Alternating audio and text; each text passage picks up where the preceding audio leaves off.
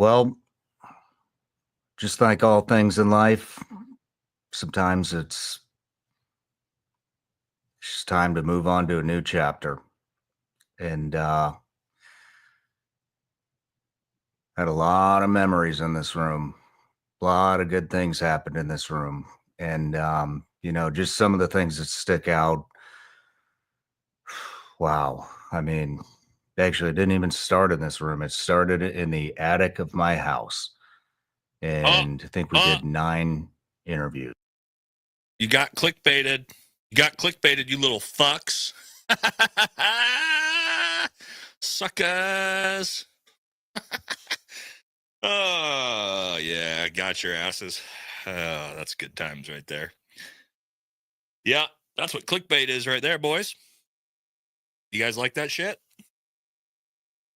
Yes, Shawn Ryan. He clickbaited us all yesterday with his video, making us think that he was about to retire. And then everybody in the chat got the comments before it. It's a new studio. It's a new studio. No shit, you stupid fucks. That video has 1.5 million views. We've all seen it. We know it was clickbait. Duh, that's the joke. All right, great way to fucking start the show. God, guys, come on, man. Little bit of brain usage, please. All right, we got a good episode for you guys today. A lot of good stuff to get through, a lot of good stuff to talk about. We'll talk a little bit about Shawn first, and we'll have a little bit of speculation on what he's actually going to get into. We're going to talk about the basic training overhauls. We're going to talk about, let's see what we got, the Border Patrol agent who was assaulted with a sandwich. I don't know if you guys saw that. We're going to talk about Trump and Putin meeting today. What else are we going to talk about? We're going to talk about, I got another, U.S. deploying over 4,000 troops to go fight the cartels, potentially. So, yes, we got a lot to talk about today. Look at this guy. Thanks, guy. Nobody knew that. Jesus. All right, let's see. Let's look at this. Hold on real quick. All right. What does this say? How many views is that? 1.7 million views in what? He put that out like less than 24 hours ago. We get it, guys. Yes, we got clickbaited. I, like all of you, clicked on that video going, oh shit, is Shawn retiring? And unfortunately, he got me. He got me, guys. Yeah, that was huge clickbait. But whatever. Look at this guy. He's fucking butthurt because he realizes he's a stupid fuck. Oh, Jesus Christ. Yeah, I get it, man. Be mad. It's fine. Yeah, well, I should have, guys. If you notice, look at what I got here. I've got a new studio. Why did Brent, anybody notice the fucking new studio? Nobody in the chat noticing my new studio? Come on, guys. So what I should have done is I should have done what Shawn did. I should have said, this is my last episode or whatever. All right. But no, I didn't. Ooh, yeah. I like that, brother. Thank you.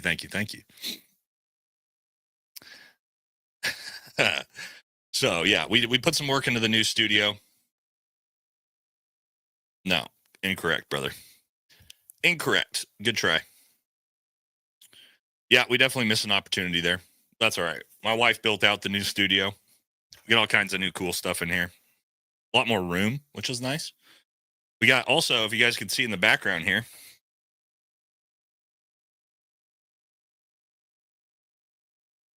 we got Munchkin's cat hammock in there now. So now when she's feeling a little frisky, she's going to join us on the lives. She's going to join us, jump in there. So we got that going for us. We got Munchkin, a place to hang out, all kinds of stuff. Yeah, so I'm a little bit stoked about that. Oh, also, guys, you guys know our flag protection, right? We upgraded our protection. Do you guys want to see the new protection that I got? I've got the I finally got sponsored by Apac. All right. And they sent me something, and we're going to show you what it is. So I'm going to not let you guys see this as I do this. Right. So I'm just going to, let's put this up. I'll let you just watch this for a minute for no fucking reason, because we all got trolled anyway. Before we moved into this spot. And then I'll do this. You know, just Okay, some of the highlights, man. I mean, we started this is really kind of an experiment, and I didn't think it had a chance in hell of working. We released the first one on Christmas of 2019, and it was just me and my wife. Are you guys ready? And that's it. Here we go.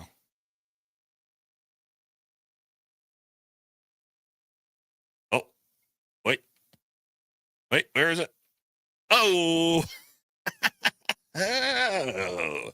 Now we're ready, boys. We got that protection. Boom, boom, boom. Flags in the chat. Flags in the chat. Where's Matt Tardio at? Everybody get Matt Tardio. Clip this and send it to Matt Tardio. We're fucking dominating Matt. Destroying Matt. His little baby ass flag. Shit, son. We're crushing now. We got all the protection in the world. No. Matt didn't send it to me. That was sent to me by Apac, boys. I'm part of the Apac crew. I sold out, guys. I'm taking the trip to the wall here in a couple weeks. Yep, there it is. Blue nailed it. Paid trip to Jerusalem coming. Me and Nick Fuentes are actually taking the trip together as their biggest supporters. So yeah, Apac bag secured. We did it, boys. We did it.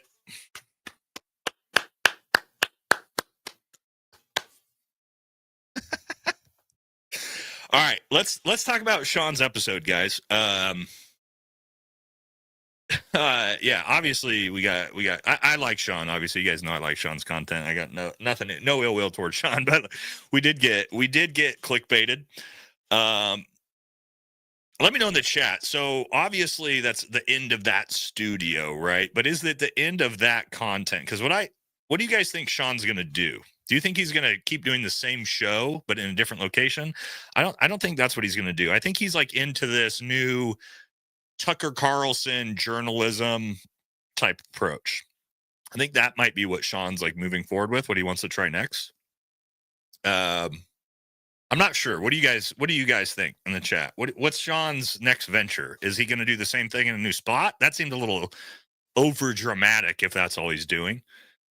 Or do we think is he going to try to, sort of change the content, do like the journalistic interview, world leaders type approach? He's yeah, here we go. This is a good one. He's going to get more political. Mick, yeah, I think we have that coming. He kind of already has JRE style, though. You know what I mean? He sort of already has the military JRE as is. Maybe. But yeah, I don't know. I don't think so. No, we haven't got to that, man. We're just starting the show.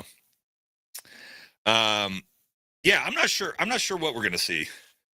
I'm actually gonna hold on. I'm gonna take the protection down for now. We actually don't need it right now. I just wanted you guys to see it. I don't want new viewers to like show up and be like, "What in the fuck is this fucking channel?" and then immediately leave. We'll put it up if we need to put it up. Stand by.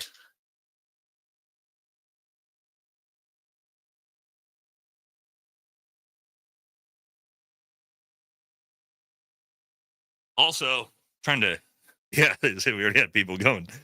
There's people going, what the fuck's going on? So also the new studio looks good. So we're going to show off the new studio. Yeah, we'll use it as we need it. There's no,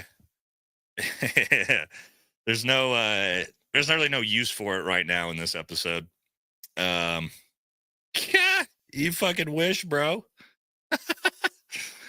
Yeah, I don't think so, brother. I got fucking big ass badonk on me. I don't have very big calves though. My calves don't grow. unfortunately. But my legs are fucking tanks. Yeah. Calves, though, that is the running joke. All right, guys. That was one of the biggest jokes I had when I was on the teams is, yeah, I don't have any calves. Genetically, it is what it is. My uncle actually was a bodybuilder as well. We just can't grow calves in this family. Also, we're super tall, right? Like super tall dudes just don't have giant calves. It's not a thing, unfortunately. But got a giant ass on me, so I got that going for me. If I ever turn to rainbow only fans, I'm gonna be crushing, boys, because I got that donker on me. But things are going good enough on YouTube where we're not considering transitioning to that. Quick super chats before we jump into the first section. TK and Wes Watson are forming a super duo to take you out, bro. Yeah. Guys, if you haven't seen the new channel yet, who's following the new channel? The new channel is fucking exploding. It's actually like outpacing this channel on views. It's kind of fucking crazy. If you haven't seen the new channel, let's see. Let's link it in the chat for those of you who may be interested. And I don't just do military content. We also have a new channel where we do content on all kinds of stuff. Let's put it in the chat so you guys, if you're interested in following, can follow along. The American Thor channel. This channel is, well, I mean, shit. What we're almost at 30,000 subscribers in 3 weeks. So, yeah, that's fucking. The pace of that is like in 6 months, that channel will be bigger than this channel, which is fucking crazy. But yeah, Wes Watson. Thank you, brother. Appreciate it. Wes Watson is a fucking doozy. We actually have a mutual friend, which is kind of funny. So we'll see if he decides to call me out. We'll see. Has SRS approached you to tell your story on his podcast? No. Sean's left some like really nice comments on my channel before, but never talked to me about coming on a show. I don't think I'm ever going to get invites on Shawn Ryan's show, Joe Rogan's show, quite a few shows. And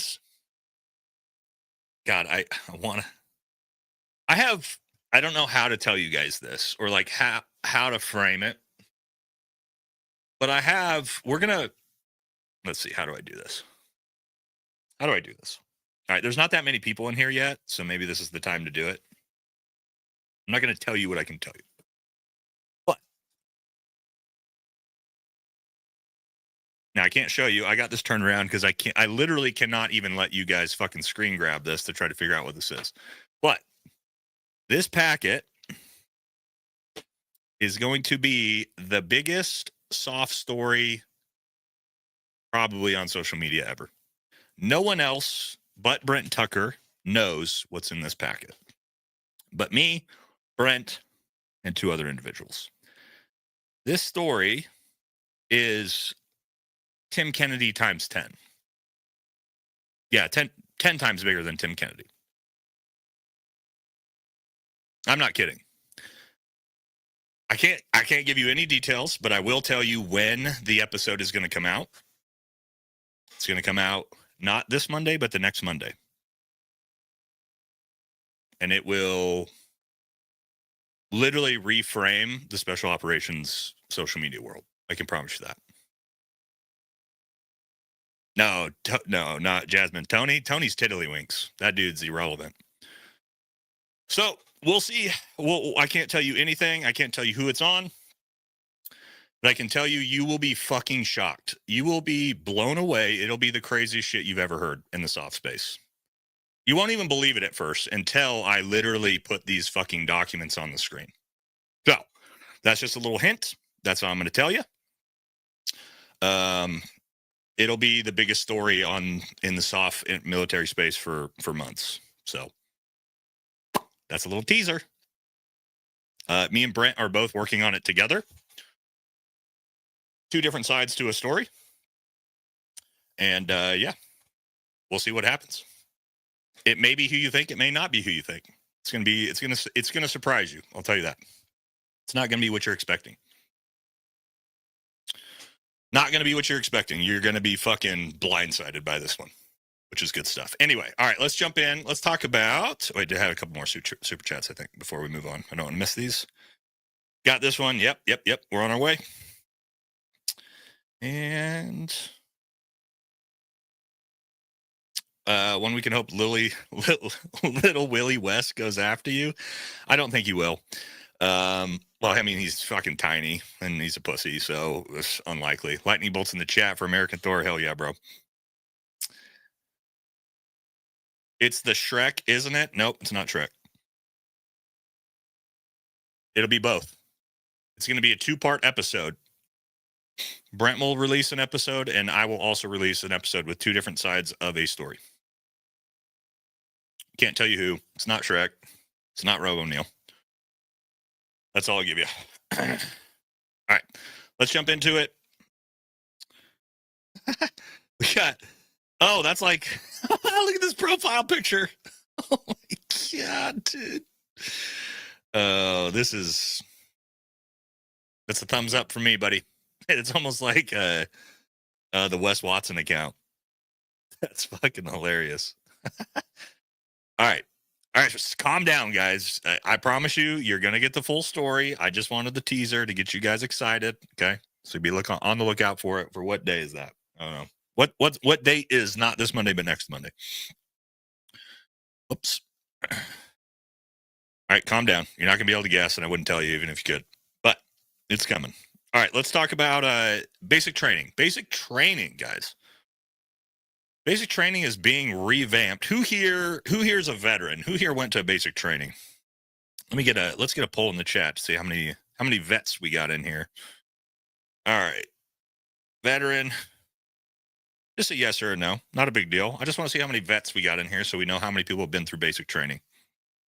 How many have experienced basic training? Hopefully. Hell yeah. And then does Eagle Scout count? No, not Eagle Scout. Doesn't count.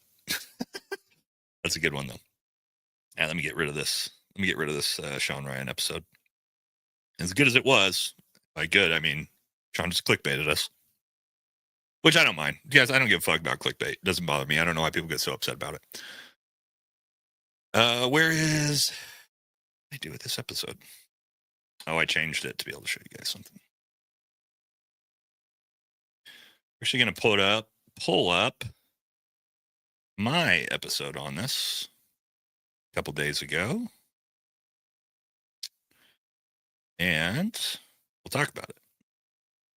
Because it's kind of interesting thought. Basic training has changed a lot. It'd be interesting to see how many of you are Marines, because that's kind of an interesting Marines. Like basic training, I feel like the Marines have been telling me that basic training hasn't changed at all. I don't believe that. I do not believe that basic training in like the 90s in Marine Corps is the same in 2025. I don't believe that. I'm pretty sure they could just beat the shit out of you in Marine boot camp in the 90s and earlier.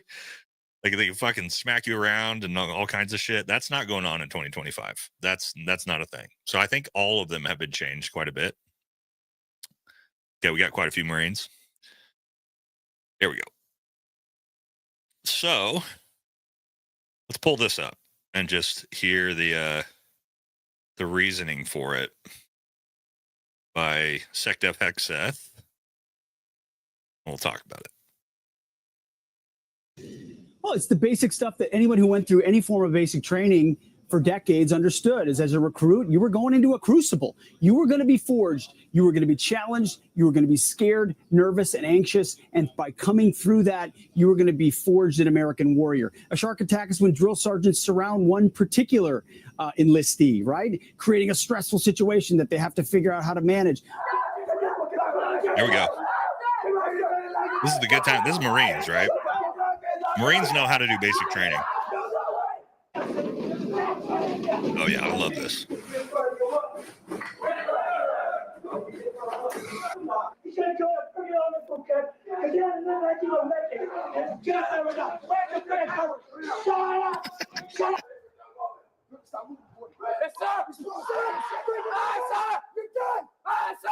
If you start soft, you end soft. If you aren't strong from the beginning, you won't finish the fight properly. It starts at basic training. It starts at our military academies. We are going back to basics. Drill sergeants will be drill sergeants with knife hands.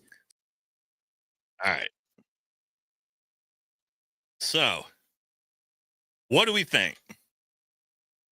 Be interesting. I know most of the viewers probably went to basic training, early 2000s or before. Like when I went through basic training, they still shot the fuck out of us. In infantry basic training, nothing had really changed then. But now, right, you can't shark attack, phones, all this shit. Supposedly, getting back to it, yeah. Oh, yeah, some knife hands. Glad the shark attack has to make a return. So here's the biggest thing, guys, and a lot of people don't understand this. Basic training. What is basic training actually for? It does a few things, right? It gets you up to a minimum standard to be a soldier through skill set tasks like battle drill 1 alpha, how to shoot a rifle at the absolute lowest common denominator, how to be a soldier. But more importantly, what what basic training does is it stress inoculates a soldier. Okay. It starts to get a soldier used to extremely stressful situations and how to act accordingly and still be able to manage a situation and carry out a task while under extreme amounts of stress. Why? Because combat and war, for those of you who have been in it, know it's extremely stressful. And you have to, let's say, Lieutenant says, hey, you guys go take that fucking hill where there's a machine gun nest at the top of the hill. Even though that sounds insane and no human being should want to do that, you've been stress inoculated to the point where you can follow an order when directed to you under that extreme amounts of stress. That's super, super important for all soldiers to have that are going to see combat or war, right? And by taking that away out of basic training, you are actually putting at risk combat effectiveness in the event that we actually went to war. So it's a good thing that we didn't have an invasion of Iraq and a battle of Fallujah and Ramadi and Restrepo and all these different things in the last 2 or 3 years with a bunch of young soldiers who went through a basic training that didn't involve any of that. And like the Marines know, like Marine basic training is a fucking obviously the most intense. Like nobody's arguing that, and they're the ones that, yeah, this is fair. I don't think hazing does anything good, right? Shark attacking isn't hazing, though, guys. Shark attacking is stress inoculation. Now, keep in mind, in the Special Forces qualification course, you do tons of this shit, right? Like stress inoculation through extreme amounts of, like not necessarily shark attacking, but different types of stuff like this. This is very common, like BUDS, like Navy SEAL training. Like it's everywhere in the military, especially in the special operation courses. But you have to at least get that baseline in basic training. And so, in my opinion, yeah, I'll get to the super chats here in a second. In my opinion, I think it has to go back to the way it used to be. Now, does it need to go back to the 60s where like drill sergeants could fucking punch you and fucking like, no, I don't think that's necessary. But putting you in extremely stressful, especially like these are kids straight off the street, right? Basic training, especially like the shark attack.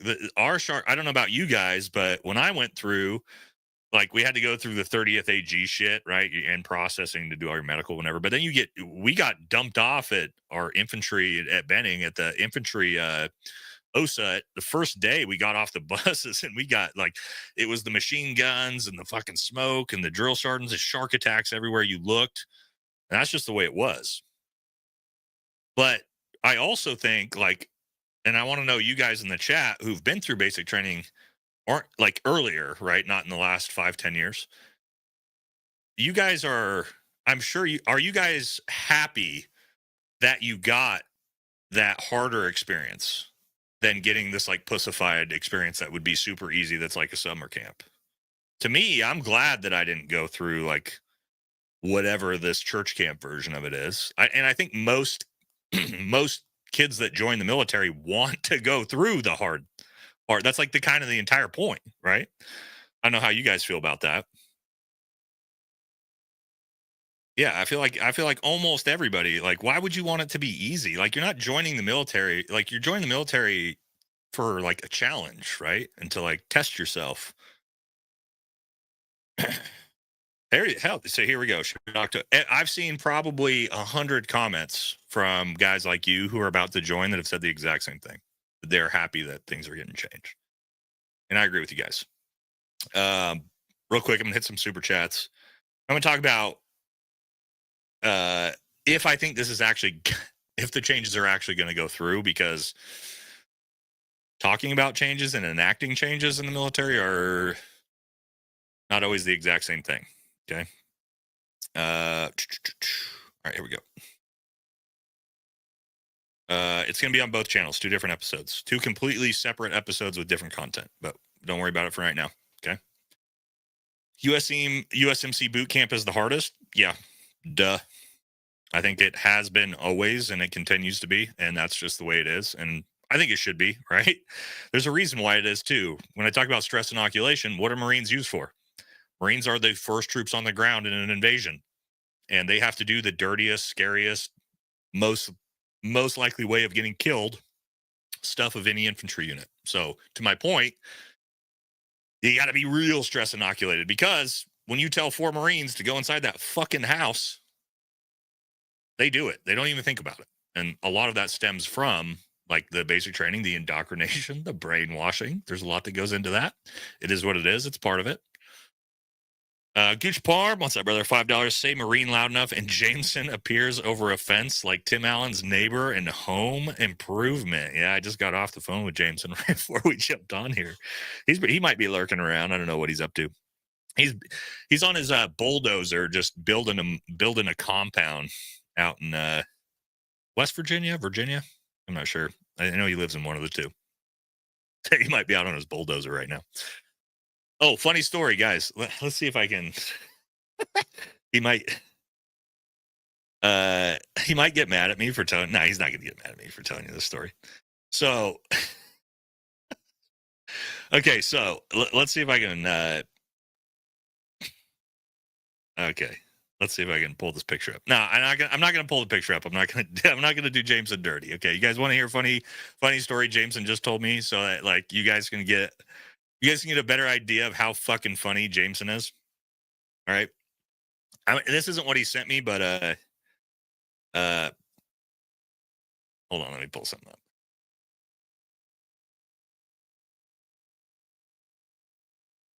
I'm gonna pull up just a.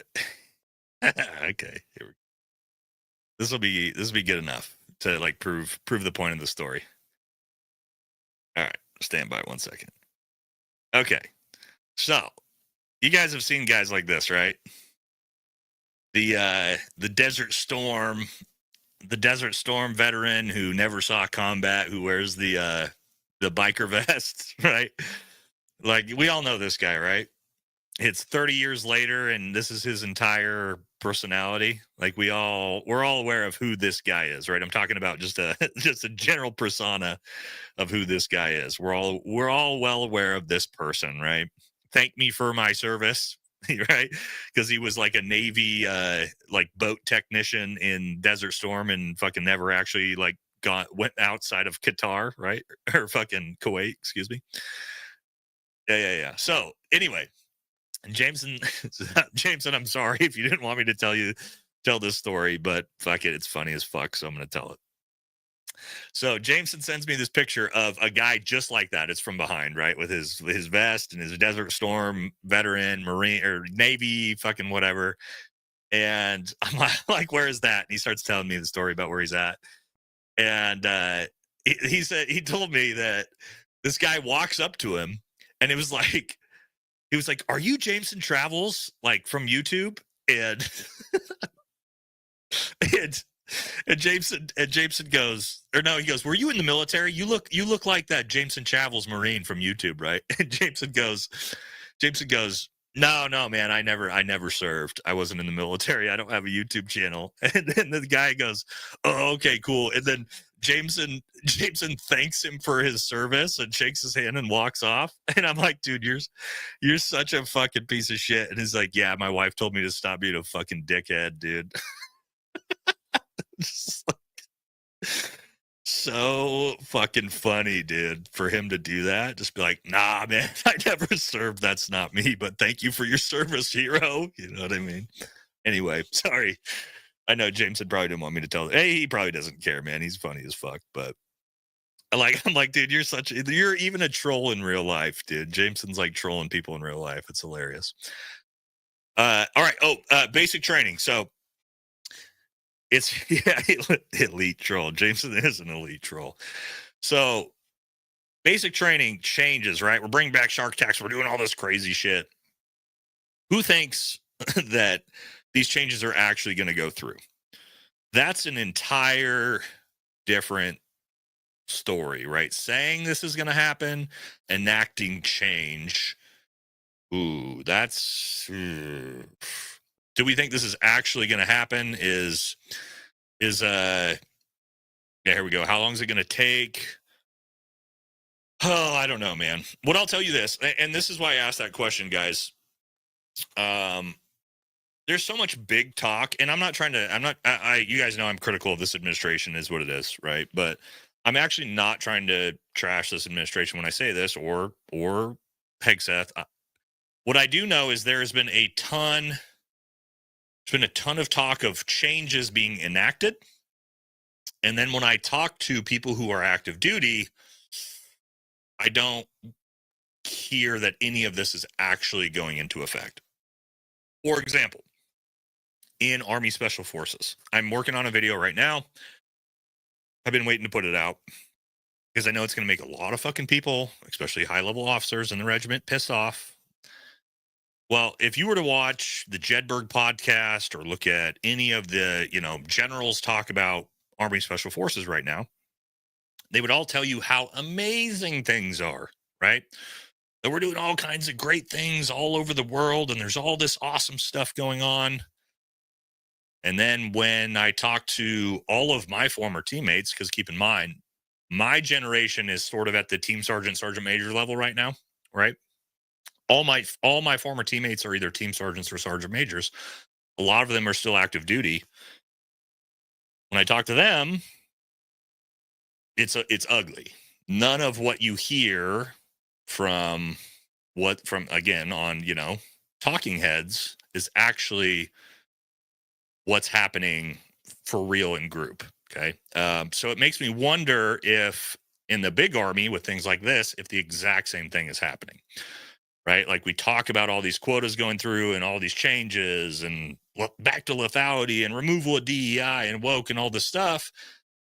And then when I talk to my buddies that are still in, they're like, fucking nothing's changed, dude. Nothing's changed. Now there might be some what I think is there's some disconnect, and I've got again in this video I'm working on. I think I'm actually going to put it out next, right? I think it's going to be the next video. I've got like 7 or 8 statements from active duty team sergeants, sergeant majors, even commanders from different groups, training group, all just as like a command climate survey of exactly how they feel and what's going on in group. Okay. And I didn't preface it with anything, whether it's positive, whether it's negative. They just gave me their opinions.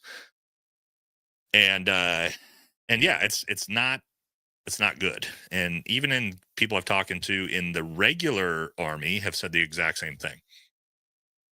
Part of this potentially is that policy gets pushed down from the top, and you have an officer corps, field grade and general officer corps, who have basically come up through sort of the Obama era. And keep in mind where do all the officers come from, guys? Where do we make our officers? Do you guys know? It's not in the military. It's where? Where do they all come from? Somebody put it in the chat. Where do all the officers come from? College, which I just went to for my master's degree. There's an insane level of academia, woke universities that our officers have been coming up through over the last 10 years. Okay. I'm not trying to play politics here. I'm just saying that is the reality of the military currently. And so, oh, wait, hold on. Look at this fucking idiot. Oh, Bryman Bauman, the stupid fuck in the chat. Way late to the party. No shit, idiot. All right, sorry, just had to make fun of him.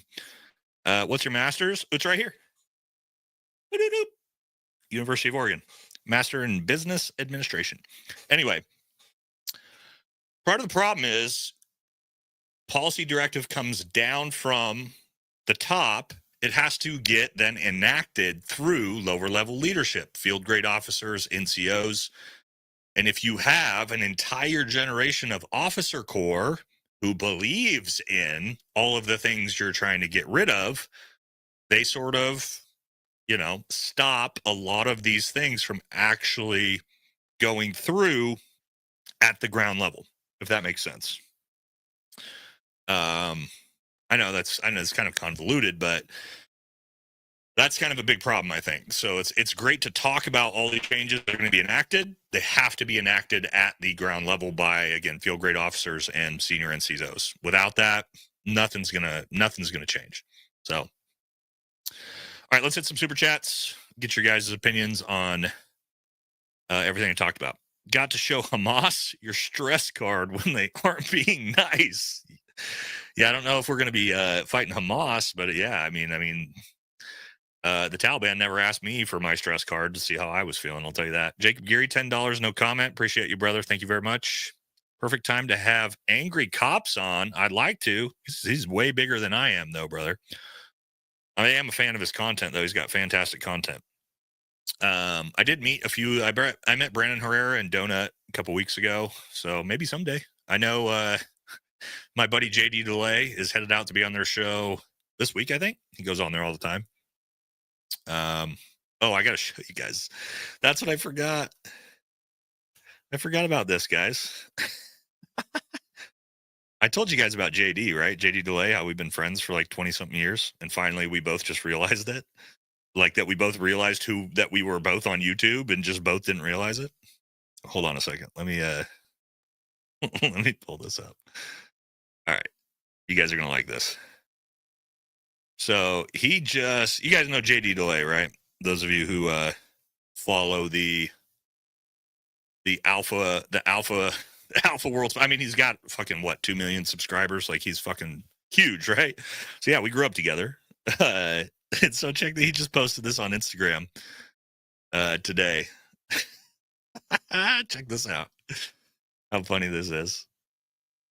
I've always prided myself on not being a racist person. And then today I came to an epiphany while I was scrolling the tube while I was sitting on the toilet. There is a certain demographic of people, and I think they kind of all look the same. It seems pretty racist to me, but let me explain. Every time I've scrolled by one of these dudes' videos and seen the thumbnail, I thought that this was me. Not this asshole. Absolutely not. This is actually my homie from 20 years ago, and I didn't recognize him at first. He has a kick-ass channel named Valhalla VFT, and you should check it out. And there's this dude who's my identical twin brother, the fat electrician, and every time I see him in a thumbnail, I think it's me for a second. It takes me a second to catch up. This guy, Gorecore Reactions. I've thought I was him a few times. All right. So anyway, isn't that funny? Yeah. I've known JD for a long time, boys. I've known JD. So you guys know you've heard the DJ Sunshine stories on the Anti-Hero podcast, right? Me and JD go back to those days. Yeah, that's how long we and JD have been friends. So we're gonna start doing some content together. He also lives like 10 minutes away, by the way, so it's kind of funny. But he's busy right now. But we're gonna start doing content together. I get this one all the time. Yep. Juji Mufu, I get all the time as well. Liver King, Wes Watson, surprisingly. There's a bunch of them actually, guys. Let's see. I got to pull my Dropbox up because I have these photos. If you didn't see my Wes Watson video, hold on. Let me pull some of these pictures up. I know you guys are gonna laugh if you see these. So, I made a few memes about Wes Watson. I know we're getting sidetracked here, but that's okay. All right. So here's me and Wes Watson together, dude.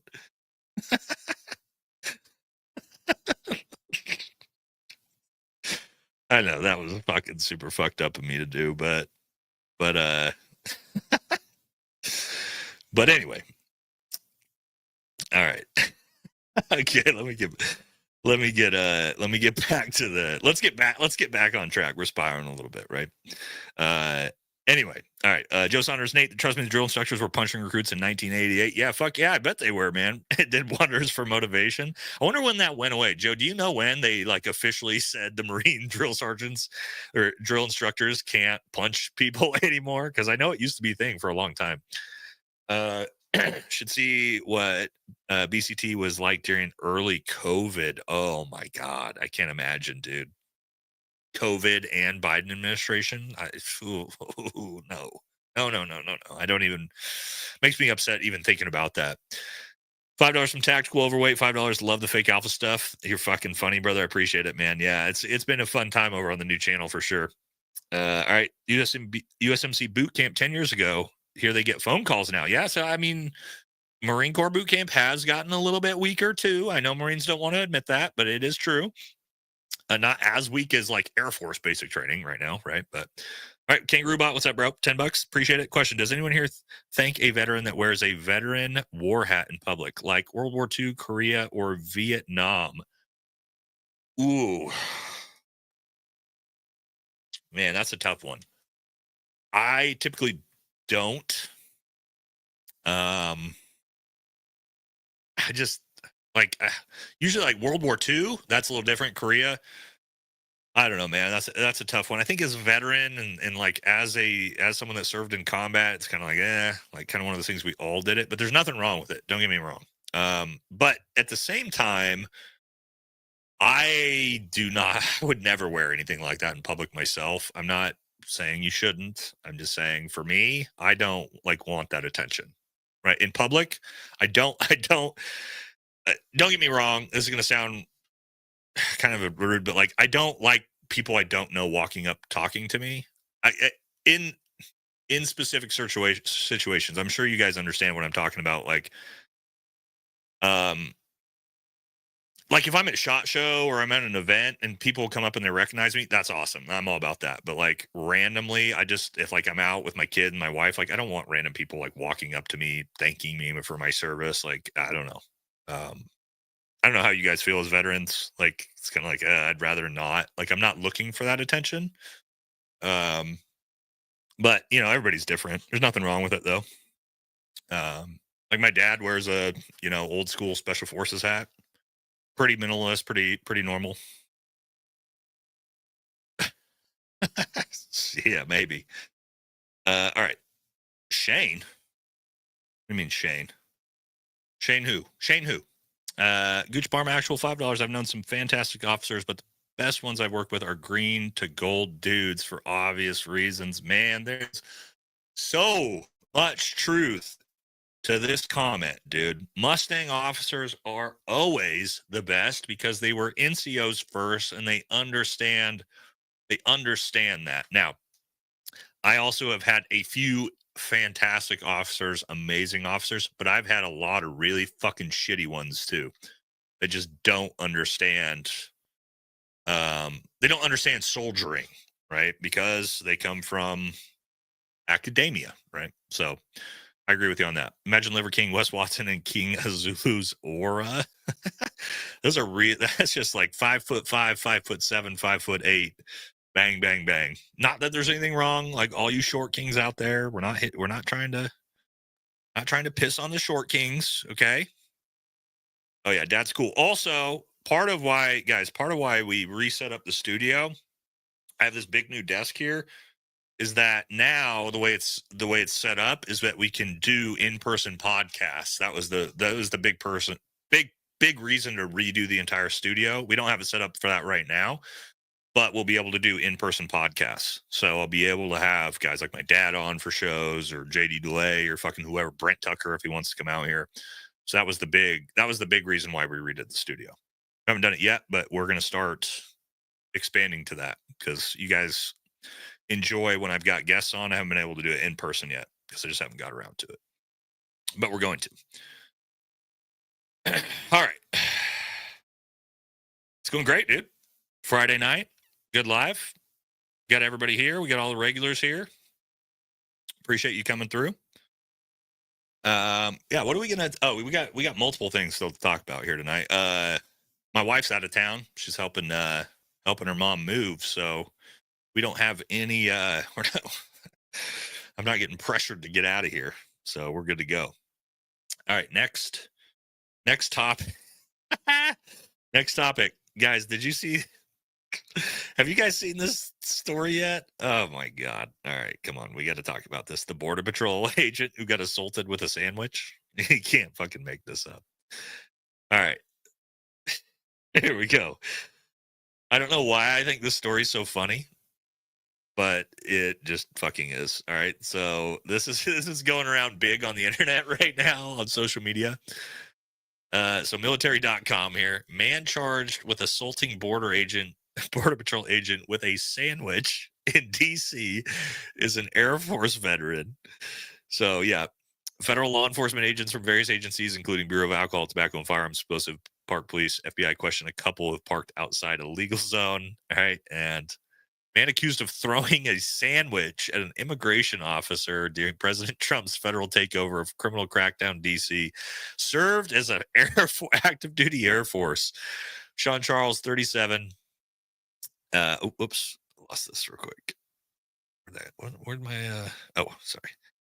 Shawn Charles, 37, was charged with a felony. They gave him a felony for throwing a sandwich at a Border Patrol agent after being accused of assaulting a U.S. Customs and Border officer in the incident, including shouted verbal insults, thrown a wrapped sandwich. A Department of Justice release detailed the alleged incident was caught on video and widely circulated over the internet. It's just, I haven't been able to find the actual video of this, but oh, how are they giving him a felony for this? For throwing a sand? I mean, I get it's a dick thing to do, right? Like, it's not cool. Like, throwing a sandwich at a Border Patrol agent, like, kind of a dick thing to do, right? But, like, felony assault? It's like, come on, dude. The funniest thing, right? Guys, hold on. I got to pull this up. He's not going to care if I pull this up. You guys know, at least I don't think he'll care. I mean, I hope he won't care. I'm gonna gamble that he's not gonna care that I show you this. You guys know Vincent Vargas? I'm sure most of you know Vincent Vargas, right? From Borderlands and Narcos and all that. Awesome dude, right? So we were talking, yeah, Rocco. We were talking today earlier. And let me show you this. He's actually friends with the guy. He's friends with the Border Patrol agent who got hit in the face with the sandwich. And so over here, let's see if I can pull this up. He said, "It's a friend of mine," and now, I don't have it here. Here we go. So Rocco said, "It's a Border Patrol agent, LOL, and he's a friend of mine." And now they keep making fun of him for it. So this poor Border Patrol agent who got hit with a sandwich is now just getting absolutely fucking shit on by his buddies, dude. We're getting hit in the face with a sandwich. So, oh my God. You can't make this up, man. That's actually fucking hilarious. There's just, yeah, here we go. There's like all the memes that, yeah, the follow him everywhere. All the memes that are just following from this guy, like the sandwich incident. It's almost like have you guys been following the dildo gate on the WNBA or the WNBA, not WW, thinking WWE, dildo gate. They're talking about putting up nets around the court now on the WNBA games because people won't stop throwing dildos onto the court.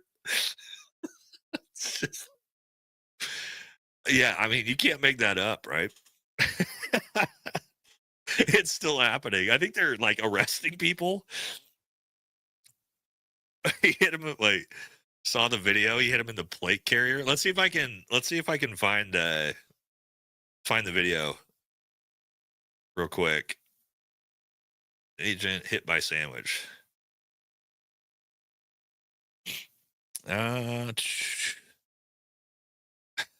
See some of them here. Oh, is this a video? Oh, I think I found it. Hold on. All right.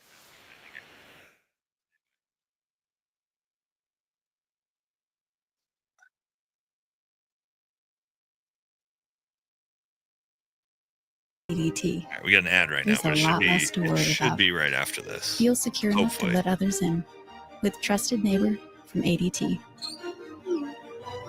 It looked like this was going to be it. All right, come on, let's go. I can hurry up, ad. So days after President Trump announced that he would be taking control of the D.C. Police Department, the district has officially started clearing homeless encampments across the city. Trump says the effort is about making the city safe and beautiful again and suggested the homeless could be relocated outside the Capitol. It comes as the man accused of throwing a Subway sandwich at a federal officer is now facing felony charges. Attorney General Pam Bondi posting that the suspect worked at the Department of Justice and has now been fired and is, quote, an example of the deep state. Let's get right to our Perry Russell. He's part of the deep Ever a dull state. moment. What more are we learning about this sandwich thrower? Alleged sandwich thrower. Sandwich So his gang. name is Shawn Charles Dunn. Apparently, he worked at the Department of Justice before being fired in the past couple of days. An official telling us that he was an international affairs specialist in the Criminal Division's Office of International Affairs. And according to charging documents, after police say he threw the sandwich, then ran away, and then chased down by federal investigators. Apparently at MPD, he admitted to throwing the sandwich, saying, quote, "I did it. I threw the sandwich." He has not yet entered a plea, but Attorney General Pam Bondi posting online saying, quote, "If you touch any law enforcement officer, we will come after you. You will not work in this administration while disrespecting our government and law enforcement." Kira. All right, let's talk about D.C. now. And Okay. They really called it Pam Bondi's stupid fucking ass really called it an attack by the deep state. That's the Subway sandwich attack was attacked by the deep state. Oh, this same dumb that won't release the Epstein files has the audacity to call this a deep state attack on Border Patrol. It's just a Air Force veteran who works for the government threw a Subway sandwich at him. Oh my God. Give me 1 second, guys. I'm laughing so hard that it's making my allergies flare up.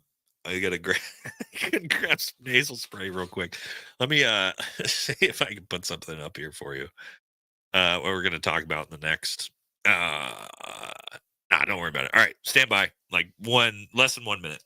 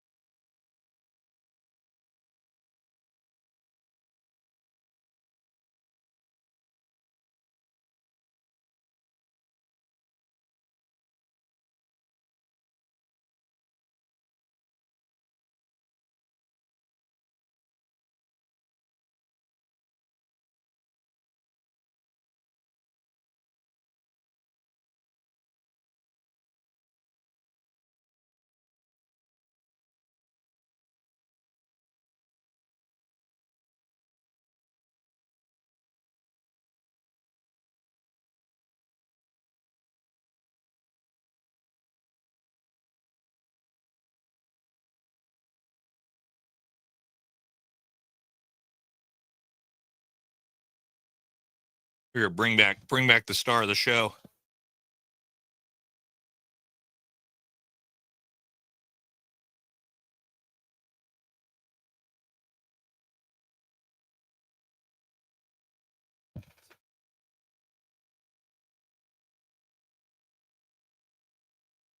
Nope.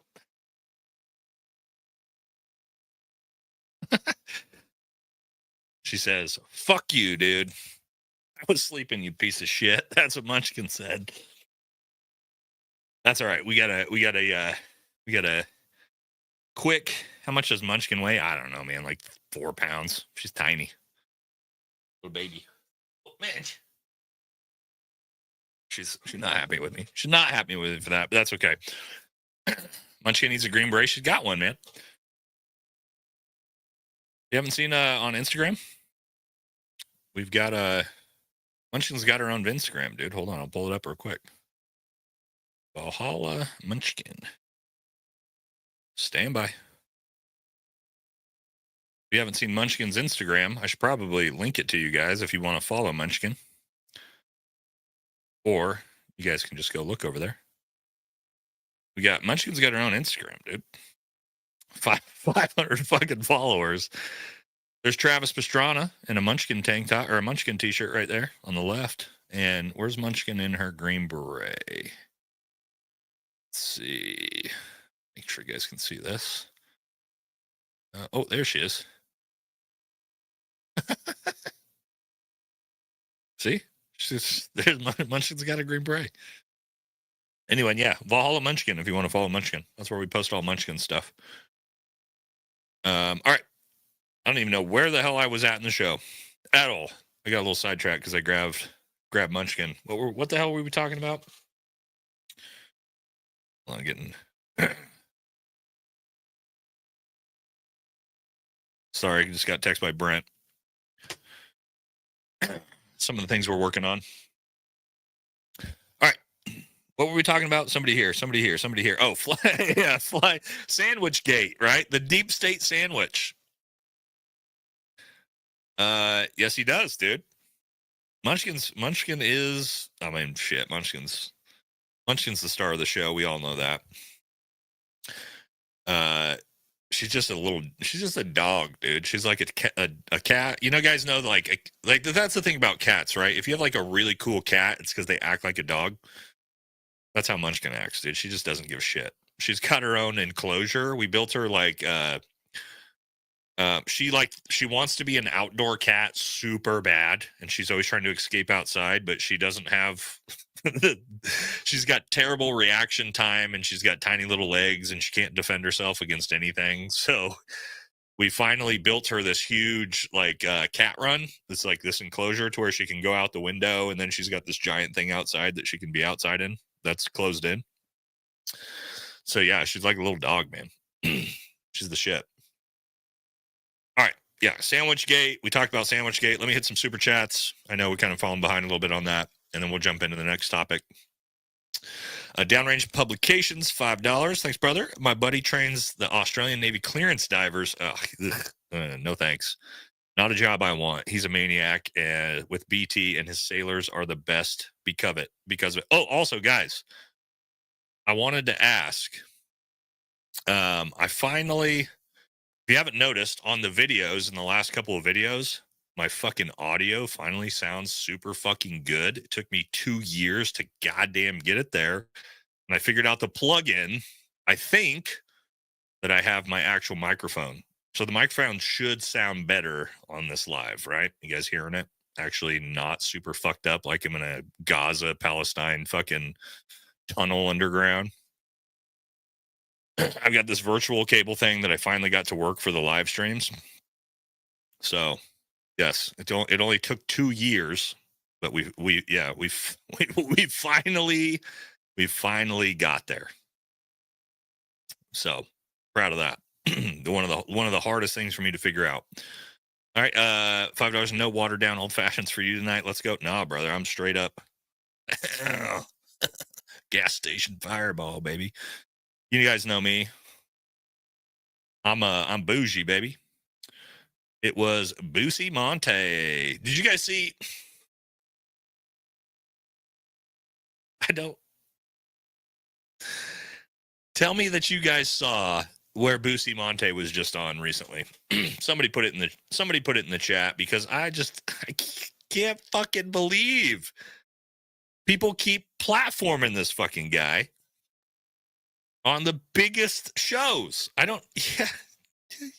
How the fuck is this? How is this happening? Right? Like, Bustamante. Like,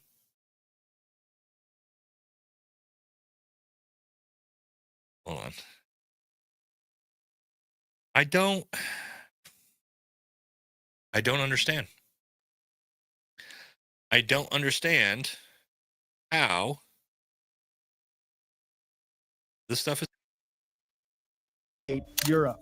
NATO is there to protect us. Israel's there to protect us. How different is an Epstein versus what happens here?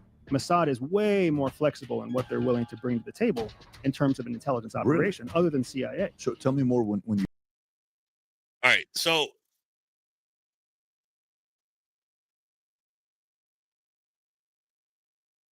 let's talk about this realistically.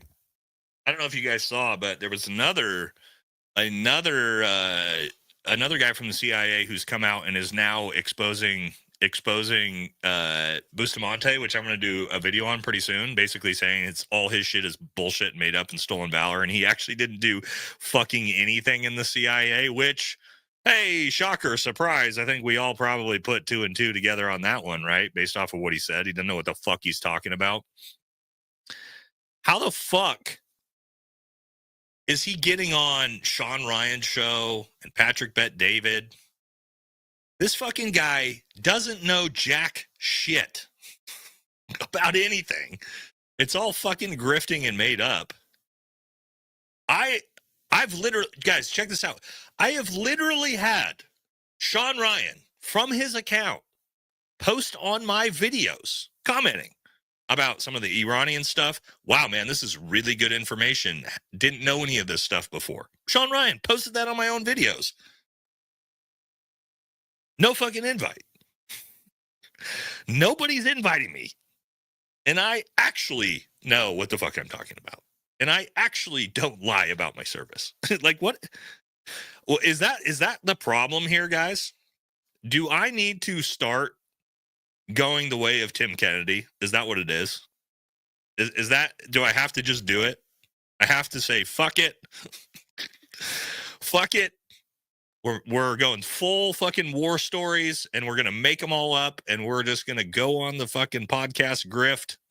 Everybody bring me on your show. I'll say fucking anything you want. I'll be Tim Kennedy and Tony Cowden and McPhee and all these, Rob O'Neill and Luttrell. I'll do it too. Fuck it. Let's do it. Right? That's just like, fuck, dude. Yeah, this probably has a lot to do with it, but yeah, I mean, maybe not. I don't know. I just can't do it, man. It's not my thing. You know what I mean? Like, I'm not here to fucking grift you guys and make shit up and and, you know, tell you guys I did shit that I didn't do. I did a lot of cool shit. I did a lot of impressive stuff. I don't need to talk about it. Right? Like, you see all these plaques back here and all these awards. I have all the same accolades as everybody else. I just don't feel the need to fucking lie about it. And well, not even lie about it. I could go out and I could have done the podcast tour with my real stories. But I don't know. It always just feels fucking, I don't know. I never wanted to build a channel or a following off of you guys, like trying to be like impressed with my accolades. I don't want that. I'd rather you guys like me for who I am, just authentically as my personality and my content and my entertaining. That's what's important to me. So anyway, let's what do we got here? Oh, we still have a few more. the sandwich gate got us way off track. What do I do for a living? Quite a few things, man. I've got in-person firearms business that I run. Also the social media channels. retired, right? So I get a pension, a lot of different things. But primarily social media at this point. Now with 2 channels, like that's a lot of my time. It's twice as much content to put out. So, you know, I'm doing the best I can. Content's fun. So this stuff is fun, right? Like I do these lives because it's fun. It's fun to hang out with you guys and talk shit. And, you know, I'm not doing it to try to grift or get famous. You know, I honestly don't like, kind of stresses me out a lot of the times, to be honest. When people like, now I get recognized in public a lot of the time. Not all the time. I'm not famous by any means. Don't get me wrong. But like, I'll be at like the gym in my rural area and people walk up to me and be like, do you have a podcast? And it's like, ugh. Like when I'm with my daughter and you're like, this is fucking weird. I don't really like this, but I like this part of it. Now if I'm in a situation like SHOT Show, right? Like that's cool because everybody's there and it's expected. But this, yeah, okay. So I do, yeah, for sure. So here's the thing: like when I say I don't talk about my service, no, I'll tell the cool, funny stories. You guys want me to tell you a funny story right now? I do have a bunch of funny stories. I probably could do a whole live stream on just the fucking hilarious comedy stories that I could tell you guys. Let's see.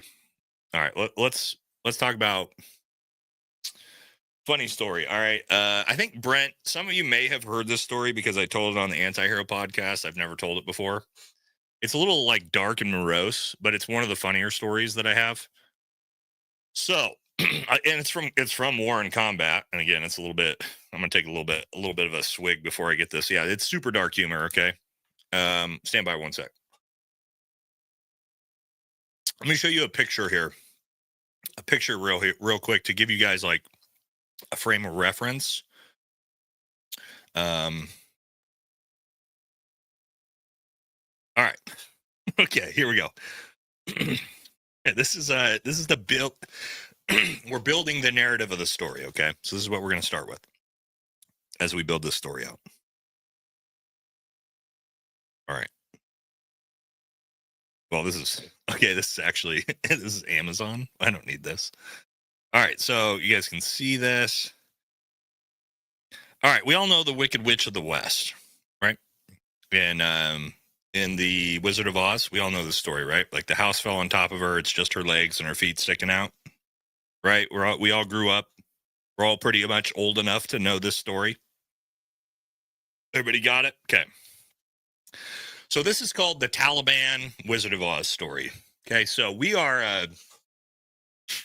okay, I get into this. I don't want to tell the whole story of the mission because it's a pretty chaotic mission, but I'll give you some background. So we actually, it's actually relevant because it's at the same location Tim Kennedy tells one of his stories about. You guys want to? I just realized this.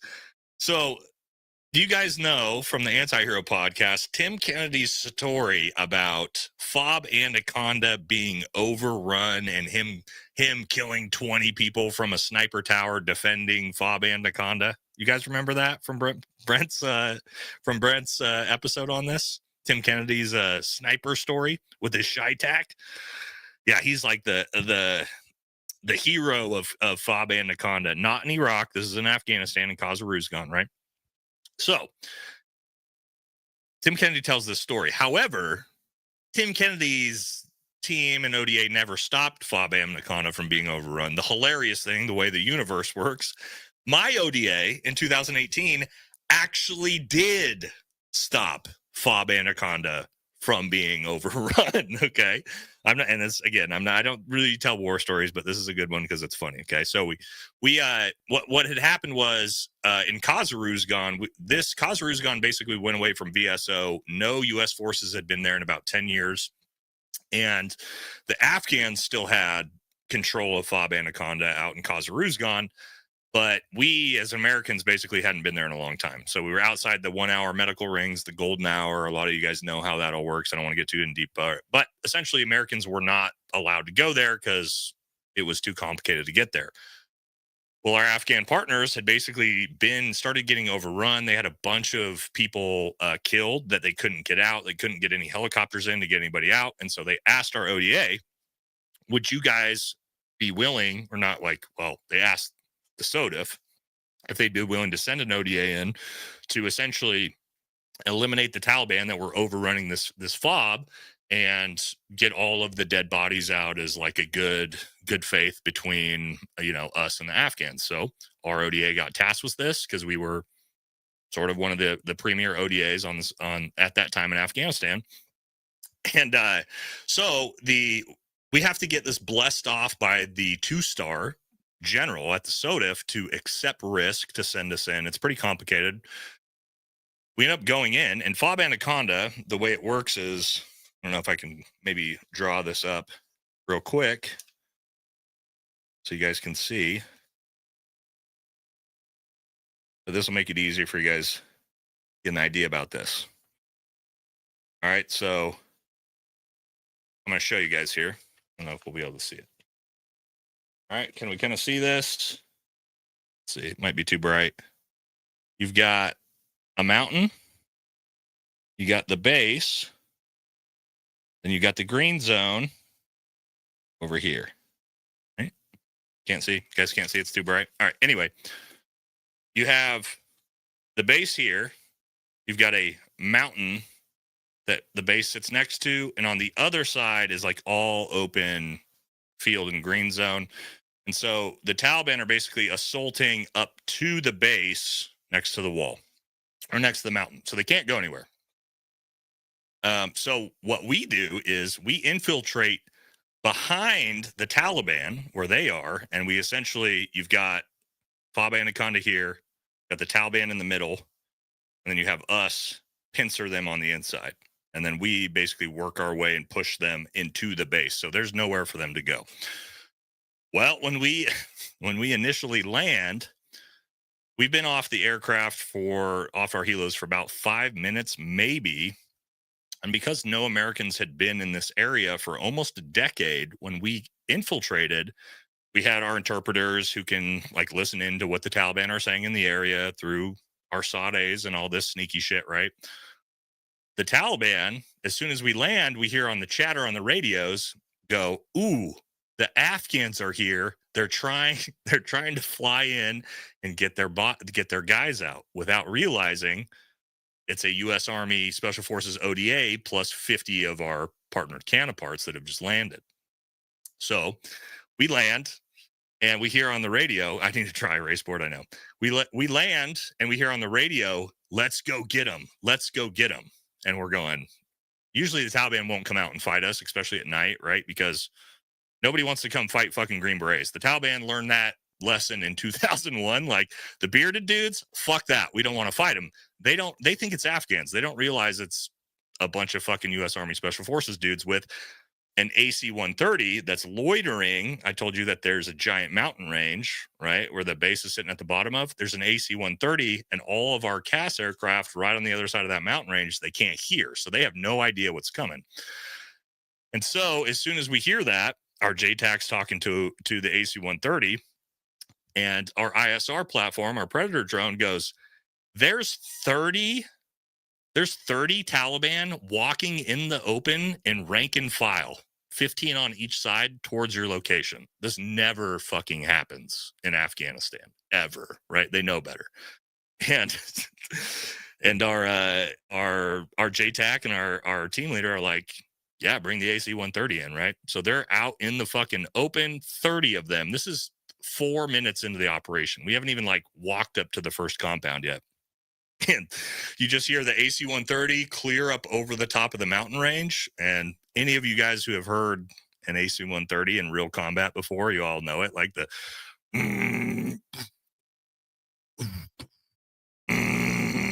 poof, poof, right? It's got the 30 millimeter cannons hitting with the 105s behind it. So that starts the operation where just 30 of them are just absolutely wiped out. Okay. So as they're fleeing, because you hear screaming over the radio, oh my God, it's the Americans, is what our interpreters are telling us.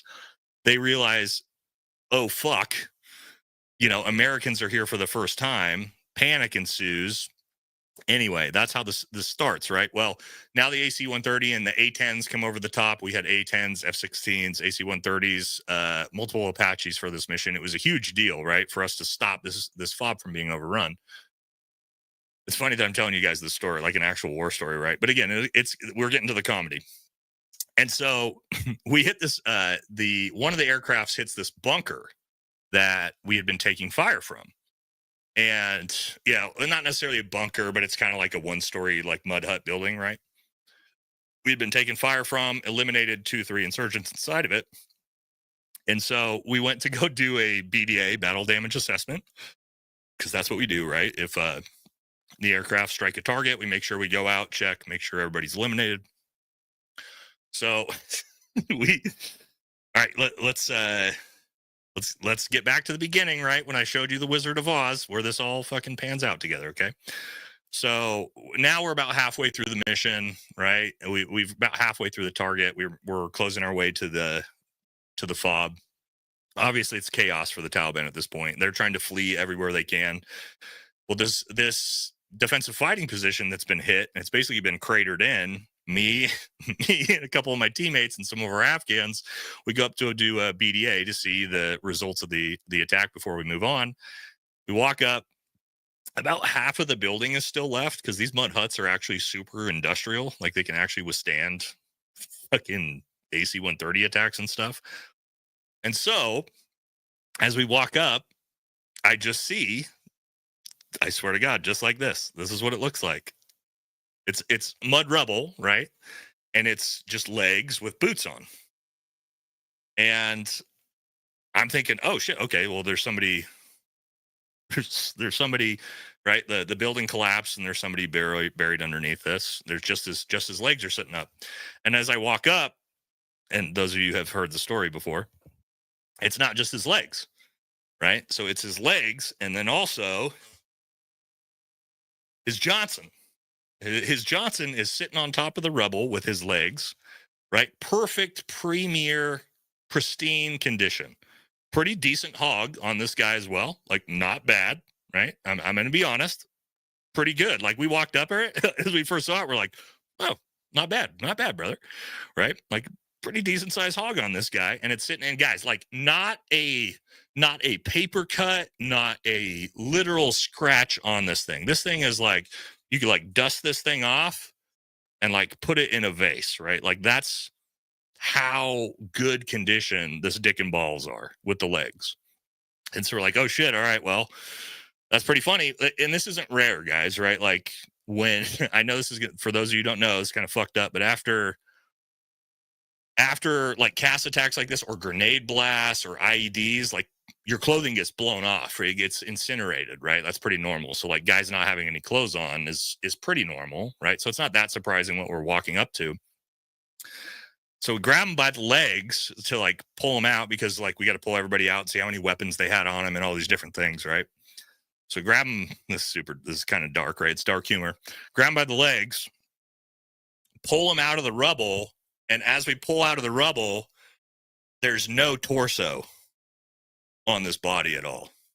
It's gone. The entire upper half has been pink misted, right? So it's just legs and a dick at this, and dick and balls, right? So it's literally like we pulled that out, but there was nothing else to it. Which just the way, I know it's super dark, right? But like the way explosives work, it's so chaotic, and anybody who's seen like IEDs go off or anything like that, like there's no rhyme or reason to how the blast effect actually works. But the way the blast effect worked is it eviscerated him half and then toppled the building on top of him. And yeah, I mean, like, yeah, here we go. Homie was a legit tripod. I know it's super, like, I know this fucking crazy story, right? Like, this is like the first, I think this might be the first war story I've ever told on my channel, but you guys wanted it. The real lone survivor was this dude's fucking hog, dude. Like, it's like one of the craziest fucking things. And I've done a lot of battle damage assessments, right? Like it's part of what we do. But we didn't find, oh, well, yeah, these were like, the guns were like all over the place and mangled and everything. But this dude's fucking dick and balls, bro. Chef's kiss. Like, I don't know how. And sitting on top, right? Like, it wasn't like it was buried under the rubble. Just like nicely, like it was just like nicely placed right over the top of the rubble as we walked up on it, dude. And then yanked those feet out and just, oh shit. That is that is not. All right, so there you guys go. You finally got a war story out of me. And it's, of course, has to do with dick and balls. So there you go. So enjoy. So to whoever who was that put that? Well, that might have been a super chat. Was that a super chat? Or was that a regular comment? Whoever had the regular comment of, do you ever tell funny war stories? Yeah, and I got a bunch of funny war stories, right? But that's yeah, right. Yeah, I mean, I could tell stories like that. People no. No. It is what it is. So anyway, we got way off topic here, guys, on that one. Again, like it shouldn't be funny. I know like our community that like you guys get it. You think it's funny. Like there's a lot of civilians who don't know anything about the military that would hear me tell that story and be like, what the fuck is wrong with you? That's not funny at all. Like, you are a psychopath. And it's like, you have to, those of us who've done this, you know, like you have to decompartmentalize the crazy shit into humor, or you're never going to be able to like move forward in, you know, with your brain after the stuff we've done. So yes, Tim Kennedy's story about Fob Anaconda is not true, but my story about Fob Anaconda is, I should write a book about that, right? See, now if Tim Kennedy would have wrote that story in his book, that would have worked.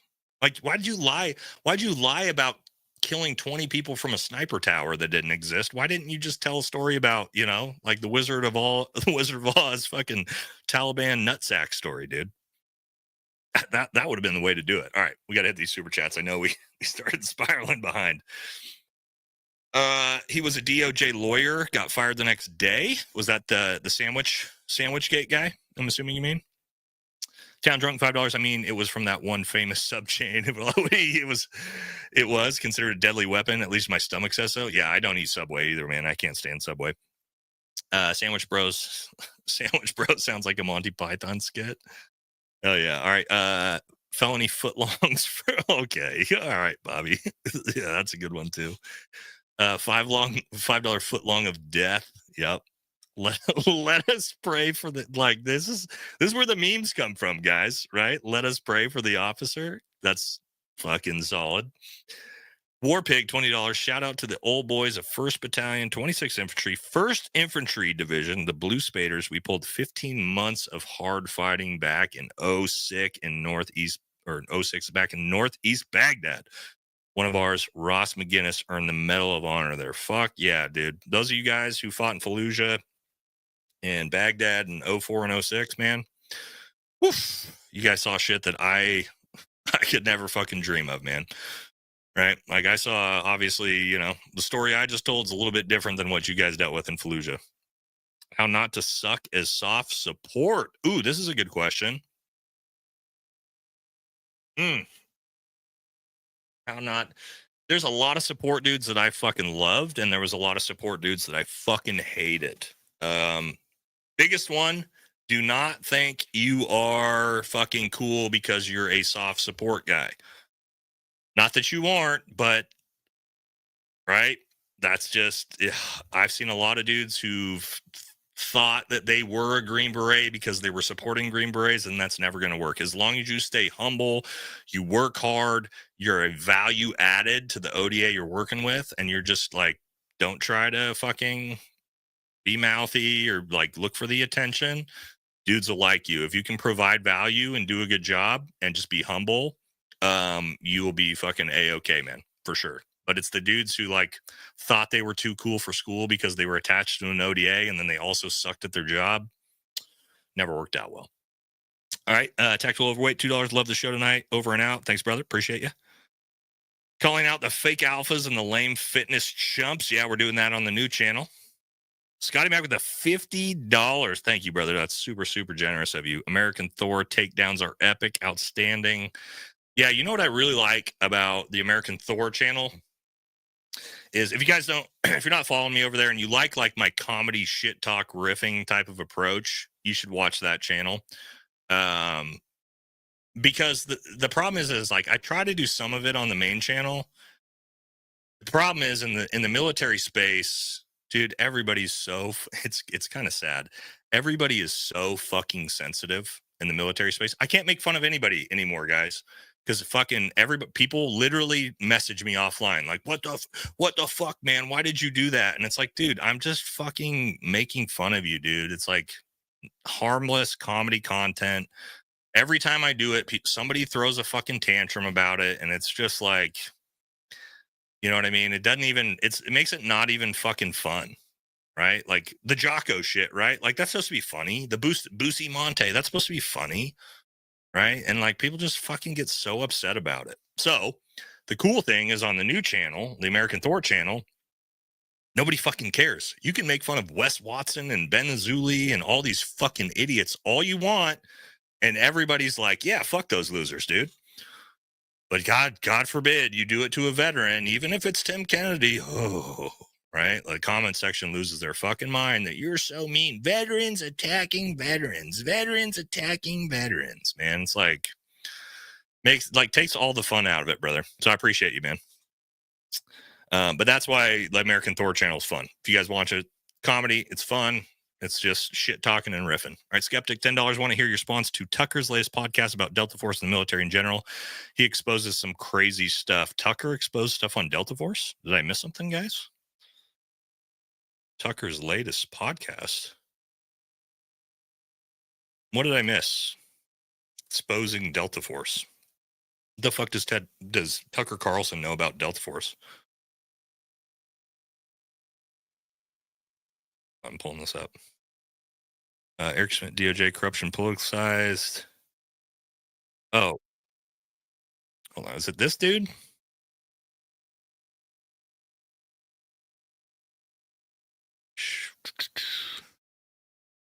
Is it this? This guy? Is this what I'm missing? I haven't seen this yet. Let's see. What is this? Seth Harp exposes the murder and drug trafficking taking place inside America's largest military in 2011. This is how I understand the genesis of the book that comes out today, the Fort Bragg Cartel. You get out in 2011. You're a reporter. At some point, you start to understand that there are a lot of deaths at Fort Bragg, which is America's biggest army base, home of the special forces, and you start to investigate those deaths. That's right. I first read about a double homicide on Fort Bragg that took place. Okay, so I have not seen this yet. I didn't even know this came out. I know about the book. I probably will have to do an episode on this, right? But I have not watched this, nor have I read the book, so I can't comment on it. What I have heard was some of the shit he's said about like Delta Force just slaughtering people willy-nilly and all this stuff. That is total fucking bullshit. None of that is fucking true. I can tell you that as a Green Beret, the stuff we did was incredibly professional the entire time, even in combat. Guys take this very, very seriously. Very, very hard. Like if he's saying that type of stuff was happening, he's full of shit. Now, as for things happening on military bases, Fort Bragg, yes, there have been a lot of very suspicious murders and different things on Fort Bragg that have gone unsolved, involving Delta Force operators being killed, involving Green Berets being killed. Again, I don't know if he's going to get into that specifically. That is a actual thing. A lot of unsolved, different things like that.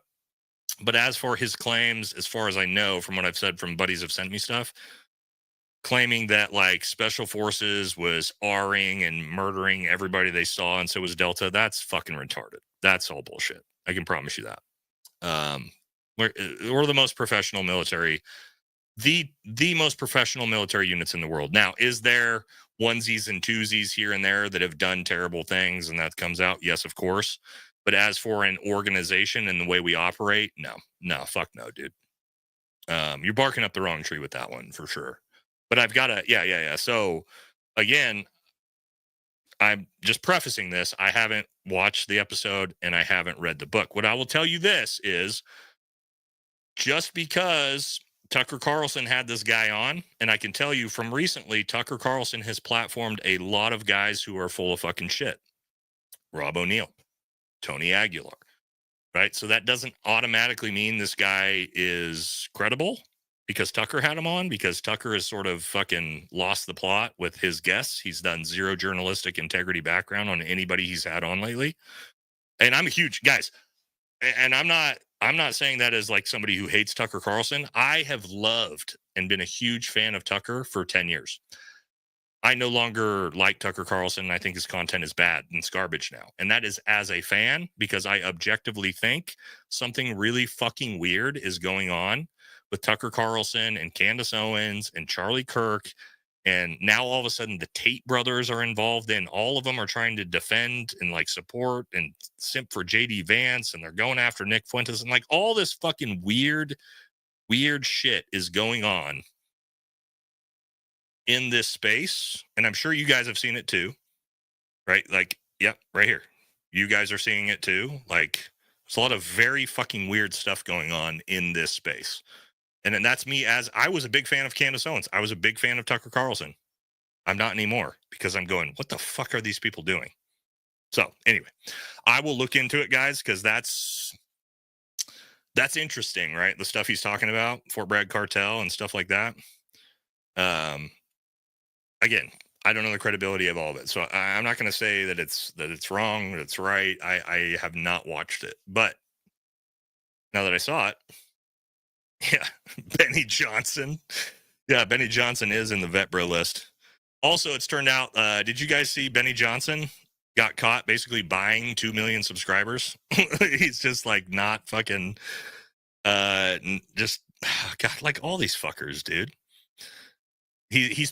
Benny Johnson has gained like 2.5 million subscribers in a year, and he does like less views than I do on my channel. Not kidding. Like objectively, we have like the same view numbers, but he has 5 million subscribers and I have 200,000. That doesn't make any sense. Yeah, we're going to get to Putin here in a second. We got 2 more stories to get through. Well, yeah, and this is kind of, also, let me ask you guys.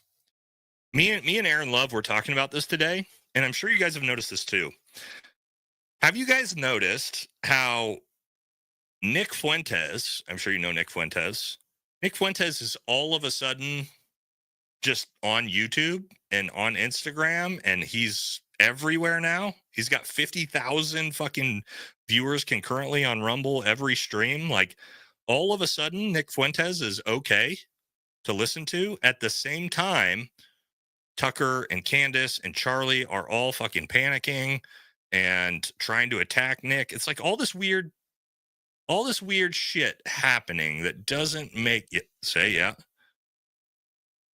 it doesn't make sense, right? Because Nick is super anti-Trump. He's anti-Candace. He's anti-Tucker. He's anti-JD Vance. He's anti Charlie Kirk. He's anti all of them. And now he's everywhere. I'll be honest. I don't dislike it. I think I don't agree with everything that he says, but there's a lot of like most of the things that he says. I'm like, there's kind of a good point. But how is he all of a sudden accepted in the entire social media apparatus space? YouTube's okay with this now. Instagram's okay with this now. Really? After he was literally banned from every platform, couldn't even have a bank account for 4 years. So I don't know. Is he paid opposition now? I'm not sure. Kind of feels like it, but I don't know. Just everything. So there's like, let's do a poll, because maybe I'm crazy, but I feel like you guys kind of feel what I'm saying here. Of everything just feels so fucking weird right now. Right? Things just don't really make sense. So let's start a poll here. We're going to say,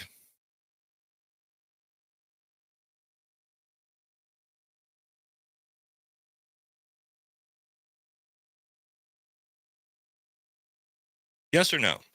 Does everything in the media sphere, the social media sphere, just all of a sudden feel really fucking weird? Like you can't quite put together why these things are happening. Right? Like you got Nick Fuentes, who's super anti-Israel, anti-Trump, anti-JD, all of a sudden being platformed, massive following, massive views. But at the same time, you also have Trump and the Trump admin, who's also being protected by the media. Have you guys seen this? Even CNN won't go after Trump anymore. So two things are happening at the same time that are super fucking weird. Right? Like there's none of the media is attacking Trump anymore. Have you guys noticed that? Like he's just good to go. It's super fucking weird. At the same time that this is happening, right? Me and Aaron Love were talking about it, like trying to figure out like what the hell is actually happening, and we like literally couldn't. We were both just like, who fucking knows at this point? Noticed? Super weird. And I'm going to put up another poll here in a second.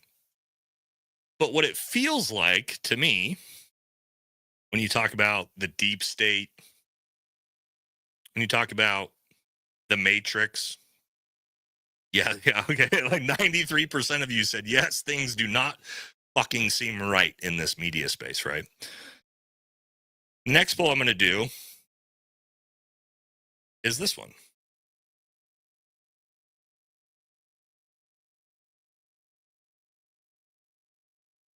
This is kind of an interesting question here because in 2016 and in 2020, Trump was very obviously not the deep state candidate. Now, he feels exactly like the deep state candidate to me. Everything that's going on with him and JD Vance and Peter Thiel and Palantir and all this interconnectedness, and the media is not attacking him anymore. All of these things. And the reason why this is making me feel weird, I did a video on Pete Hegseth about a week ago, potentially stepping down, and that video got limited by YouTube. I'll get to it, brother. I'll get to the super chats. Don't worry. I'm trying to do segments here. Why would my video on Pete Hegseth get limited? That used to be what was happening before the election. When I would do a video on Joe Biden or Kamala, they would get yellow flagged and limited every fucking time I said something critical about them. Boom, limited by YouTube. Now, if I'm critical of the Trump administration, the videos get limited by YouTube. That is before if I said something critical about Trump before the election, YouTube would fucking shove that video in everybody's faces. Watch. Now they limit it. But why? Why? But we did see at the Trump inauguration, Elon Musk, Jeff Bezos, Mark Zuckerberg, all of the big tech, Palantir, Alex Karp, Peter Thiel, they're all Trump supporters now. Yeah, we might be in danger, chat. Yeah. Right? It's fucking weird. And I know we should almost have to put our protection back up where it all stems from. I think we all know where this is all stemming from. But it's not, I can't figure it all out. So, I mean, I'm looking at this poll. Is the Trump administration the deep state? Almost 70% of people feel that way. Guys, if this was a year ago and I did that poll on a live, it would be 5% to 95% no, right? Nobody would fucking say that.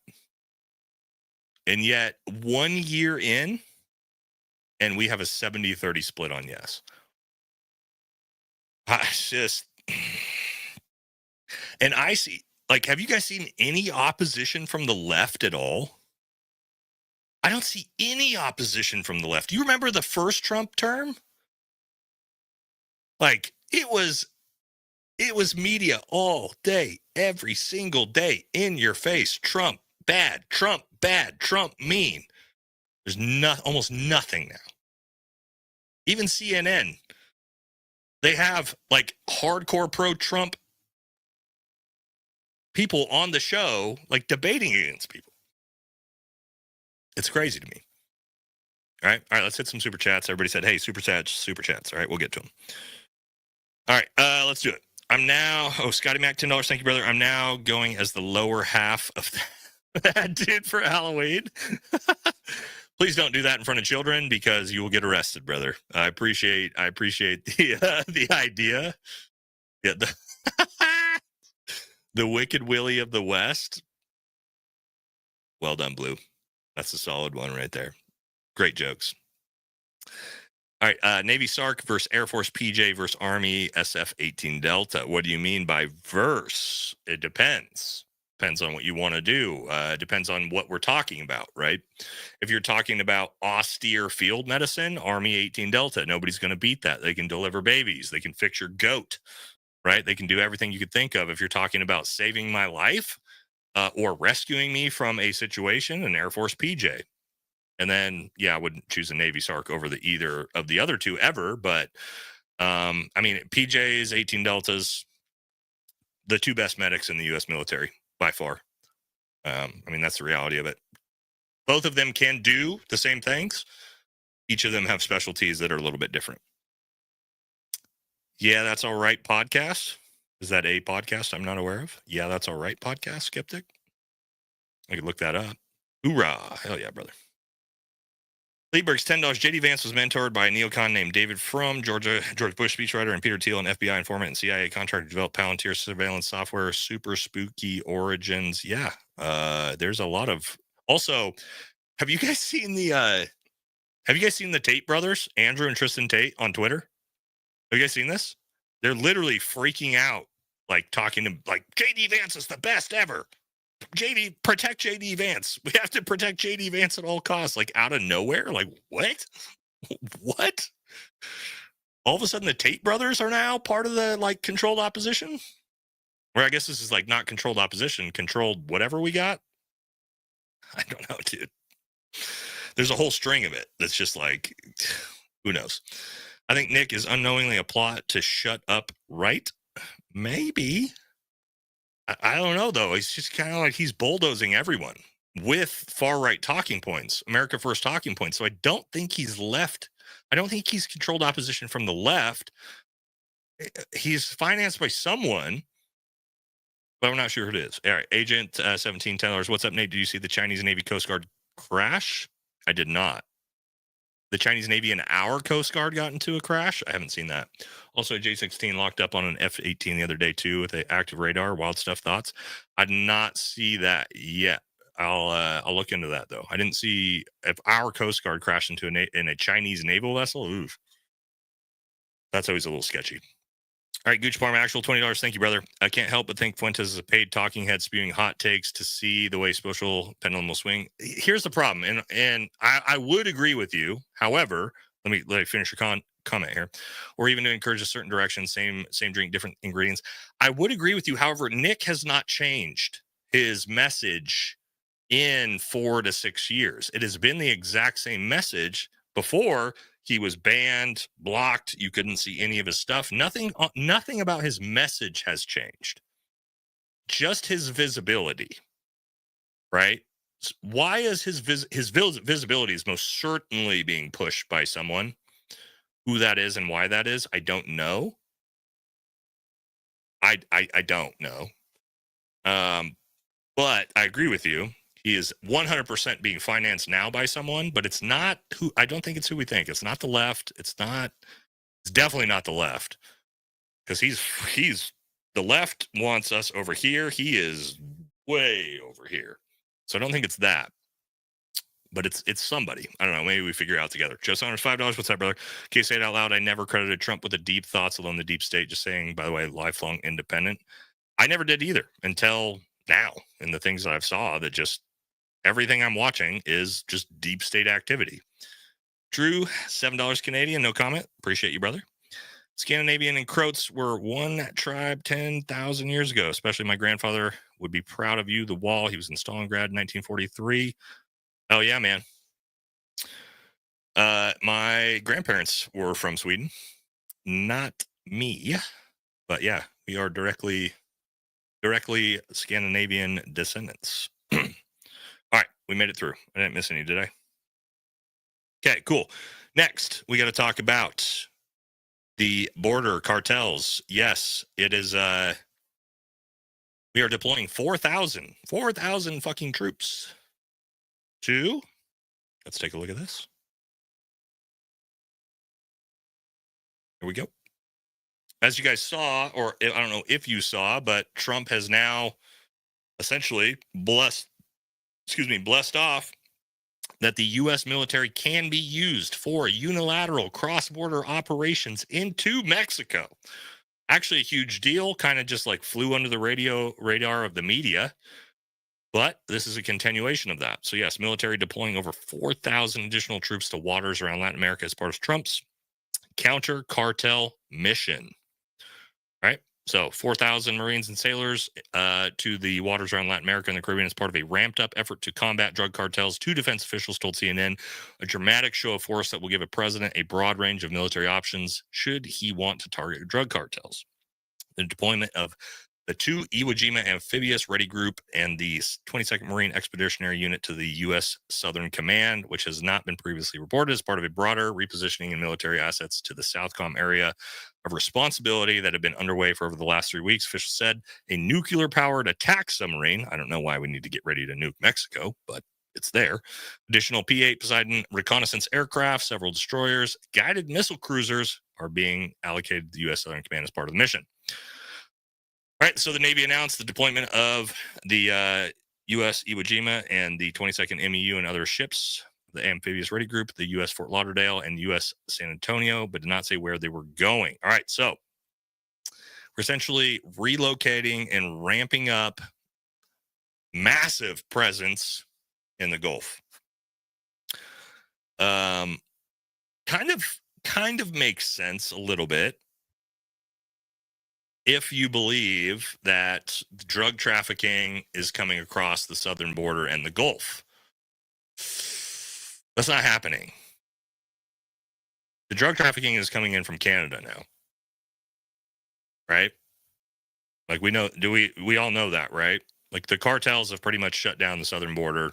They're just waiting for the next 3 years. The Sinaloa cartel, the Jalisco cartel have both announced just pause operations, bring it all in from Canada. So they send essentially all of the precursors from fentanyl, not like actual fentanyl pills, but precursors and how to actually like make it get sent to Canada. The cartel has operations in Canada. They actually make the fentanyl up in Canada now, and they bring it across the northern border. That's where all the drugs are coming from. So cool that we're ramping up like this massive military presence in the Gulf. But that's not where the problem is. We're doing nothing about where's Jasmine at. We're doing nothing about the snow Mexicans and Jasmine up north. Jasmine's crew just continues to fucking send fentanyl across the border from the north. Canada's the real problem now. Not Canada, but the fact that the cartel diversified, right? They diversified a few years ago to make sure that they could continue trafficking operations across the northern border. So what is this actually going to do? Like, I don't know. What are we going to do? We're going to start sending military operations into Mexico and going after the cartels. Really? Are we actually going to do that? Do you guys actually think that's going to happen? You think we're about to send a bunch of soldiers down there and potentially get U.S. soldiers killed? right before the 2026 House election and Senate election. You get anybody? Does anybody actually think that? Who thinks that we're actually going to start doing cross-border military operations in Canada? Put your hands up in the chat if you believe that. Anybody actually believe that? We should probably do a poll, huh? This would be a good one for a poll. All right. Let's do, will we actually use the military for operations in Mexico? Yes or no, boys and ladies? Are we actually going to do cross-border operations in Mexico? Vote it. Put it in the chat. I do not believe that we will. I believe this is all show. It's all sort of posturing. I don't think this is going to do anything at all because, again, the cartels have stopped trying to traffic across the southern border. All right, let me know.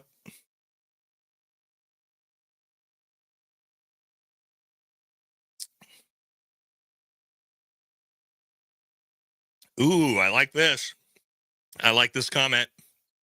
This is actually a very, very good comment, guys. I want you to read that.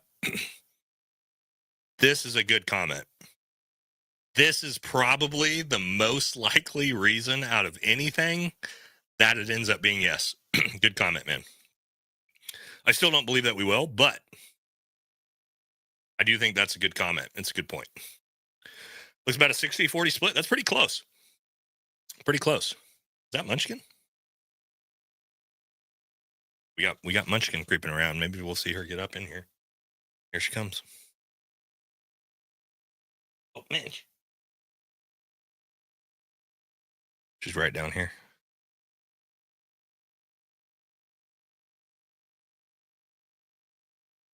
I know you guys can't see her, but you might be able to see her kind of creeping around down there. Oh, she's out of here. What you doing, man?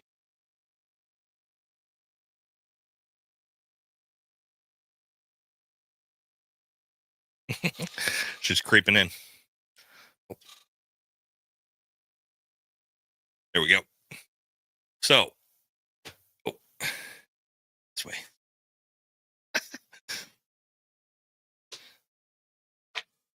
All right, sorry guys, we got distracted by Munchkin. All right, so what did our polls show? About a 60. There we go. See, this was the idea of the studio. We could have Munchkin messing around back here, right? All right, so we had a 60-40 split. Ooh, actually 45-55 split. This is very, very close to a 50-50. That's better. That's a lot closer than I thought we were gonna have. Let's see what we got. We got some good comments here. This is a good comment as well. I agree with that. For potential, right? Potential reasons. What else we got? Yeah. Oh, she's gone now. She'll get used to it. She's getting used to the used to the new studio herself. All right, did I miss any super chats? I did. All right, Pixel Shooter, $2. I don't think he's controlled. I think he's boosted, though. Talking about Nick. Yes, that's a good point. Agent 17, $10. Sorry, wasn't clear there. The Chinese Coast Guard cutter collided with their own guided missile cruiser trying to bully a Philippines coast. That makes sense. That happens a lot. South China Sea bullying, like trying to force out Vietnam and the Philippines and stuff like that. Very, very common. The fact that they ran into their own ships is pretty hilarious. I think Mike Glover talked about this the other day. Did you guys see Mike's episode where he reviewed the Chinese Special Forces? Actually, a really good video. You should watch it if you haven't seen it yet. He made a comment in there where he said, Mike said, I look at the Chinese military the way I look at products from China. Yeah, the Temu Navy. Essentially, like, they look fucking awesome until you, like, get down to the nuts and bolts of it and you realize it's Temu shit, right? Like, the Chinese military is the same way when it comes to that. ChatGPT will show you where Nick gets his money. Will it? I've got ChatGPT pulled up. Let's see. let's see what it says. Where does Nick Fuentes get his funding? Let's see what it says. Donation-based streaming, live streaming, cryptocurrencies. That didn't prove your point, brother. That's actually independent work through his own. ChatGPT didn't help us there, man. That's actually, that just made it that said he makes his own money through his own brand. So I don't know. ChatGPT 5.0 didn't pan out for that one. All right. If Croatia was flooded with D, I'd be furious. F mad with D. In D. Croatia flooded with D. Not sure. Like the rest of the world flooded with Muslims. Like Canada and the UK and France and fucking everywhere else. Yeah, that's a struggle. All right, Marcus Villa, $10. Thank you, brother. Did you ever have the opportunity to go to Delta Selection? Heard they send the invite out to most. Yes. So, okay. You want me to explain to you how the selection process actually works with Delta and then Delta support? Because they're two different things, and the way they actually get people to try out are a little bit different. I can tell you guys, anybody like interested in hearing that, like how the system works between like how you go Delta or how you go Delta support and different things. Okay, we've got some yeses in the chat. All right, so when we're talking about to go to Delta Force as an assaulter, okay, so that's what Brent Tucker was. That is a very, very small. Now, Delta Force as a unit is actually pretty big. Delta Force assaulters, right, when you're talking about like squadrons, is actually very small. There's about like 200 to 400 guys total, right, is assaulters. These are actual like door kickers like Brent Tucker, okay? That selection process is its own selection process, which anyone in the military can actually, well, with caveats, not necessarily anybody in the military. You have to like put in a packet to go, right? But for the most part, pretty much anybody can try out, whether it be Green Berets, Rangers, or high-level NCO infantrymen, even from Marines, from the SEALs, okay? Anybody can go try out for that selection process, which is Delta Force selection. So that's just you putting in your packet and requesting to go, okay? Then you have Delta Force support, which like Mike Glover was Delta Force support, okay? That's a different thing. It's part of the unit, and they directly assist. They go out on operations. They all do all sorts of different things. As an 18 Echo, yes, I was, let's say, recruited, not me personally, but based off of my my MOS, my rank, and my NCOERs, et cetera, like that. Got multiple invites, usually every year, to come out to their Delta Force support as a communicator. Okay, so like Delta Force has radio operators who are Delta Force support, who aren't actually assaulters. So technically, you are in Delta Force, but you are not a Delta Force operator. Okay, so again, this is where a lot of like the confusion gets a little bit, where people will hear Mike Glover talk about it and be like, well, he said he was in Delta Force. And it's like, no, he wasn't in Delta Force. He was in Delta Force support, even though, right, like it is one big unit, but it's not the same thing. So, yes, I did get invited to try out for Delta Force support as an 18 Echo multiple times, but I was not interested in doing that. If I was going to go Delta, I wanted to be an assaulter. For me,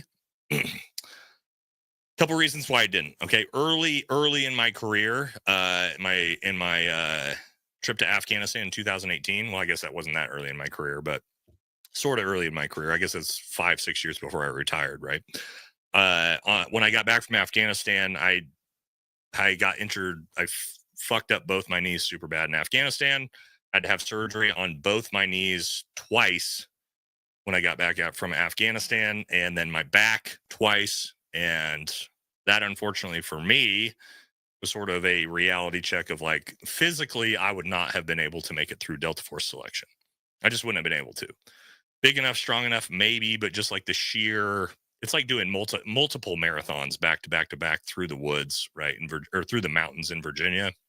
If you're not like the most insane, healthy shape ever, you're not going to make it through that selection process. And I knew that, right? And so I decided I'm okay just being a Green Beret, right? Nothing wrong with that.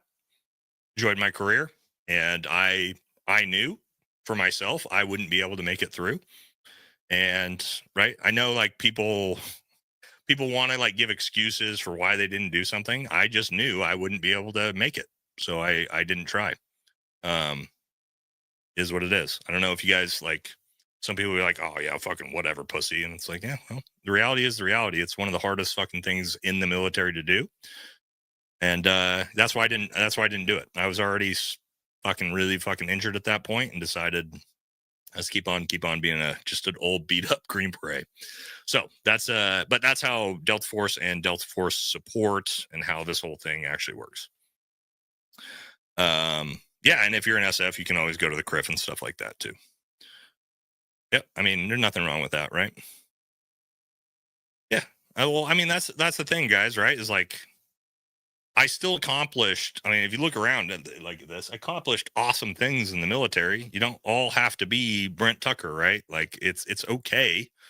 And that's not even like, and that's even if you were, let's say you did a career in the infantry, right? And you felt like, hey, I just don't think I could make it to the next echelons in, you know, SF or Delta, but you did an awesome career. Fucking, that's awesome, dude.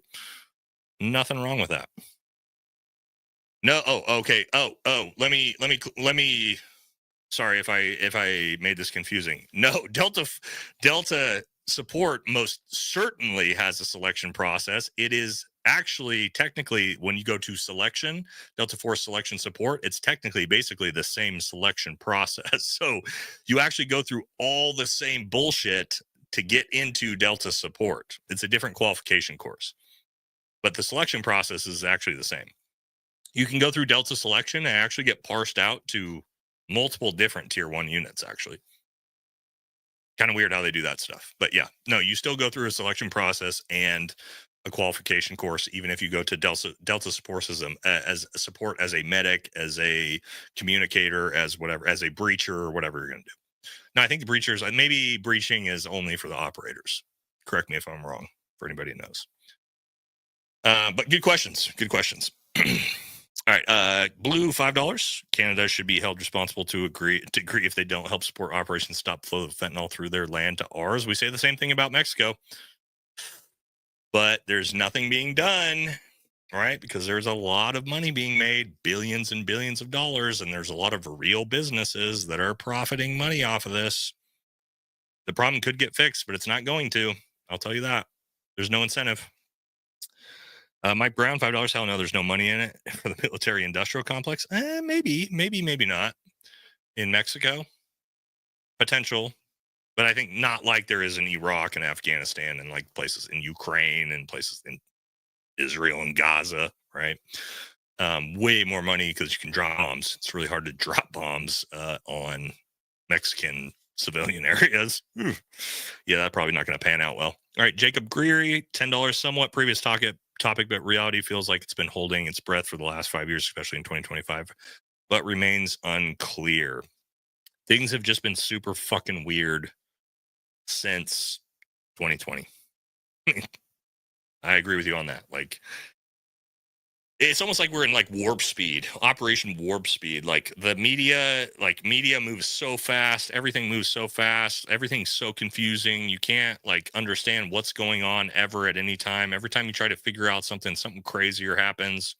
I'm sure it's by design. Why it's by design, I don't know. I'm not smart enough to figure stuff like that out, unfortunately, but I agree with you. Roach Go Loco, $5. Yes, because a lot of people, MAGA, would love the military in Mexico. They would until soldiers started dying. Until soldiers start dying, and then all of a sudden, right before an election, when there's U.S. soldiers being killed, it becomes politically not so cool anymore. That's why we left the Middle East to begin with. All right, Nemi, drugs, but the people too. U.S. needs proud leaders. Well, we got one potential proud leader that's about to engage and run for Congress. Do you guys know who that is? Who do you guys think I'm going to talk about? We'll talk about that in a second. Juan Luna, $10 super sticker. Thank you, brother. Appreciate it. Gifted 1 membership. Thanks, Bobby.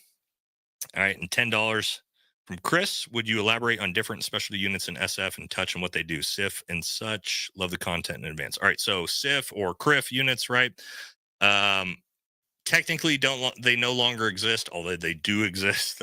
The CRIF companies are still there. They're just renamed.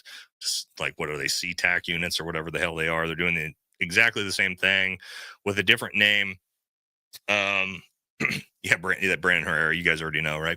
The CRIF units. So the CRIF got a lot more work as a quick reaction force back in the early days of the war.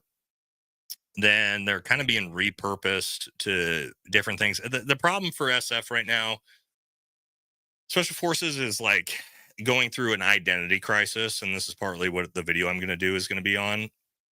Army Special Forces has no fucking clue what it is right now. They have no idea. Right now, it's like this warrior diplomat thing that's being pushed of you guys are going to go work and be in embassies and also train partner force. And that's kind of the thing. And the problem is for the dudes, this is fucking lame, really, is what a lot of them are saying.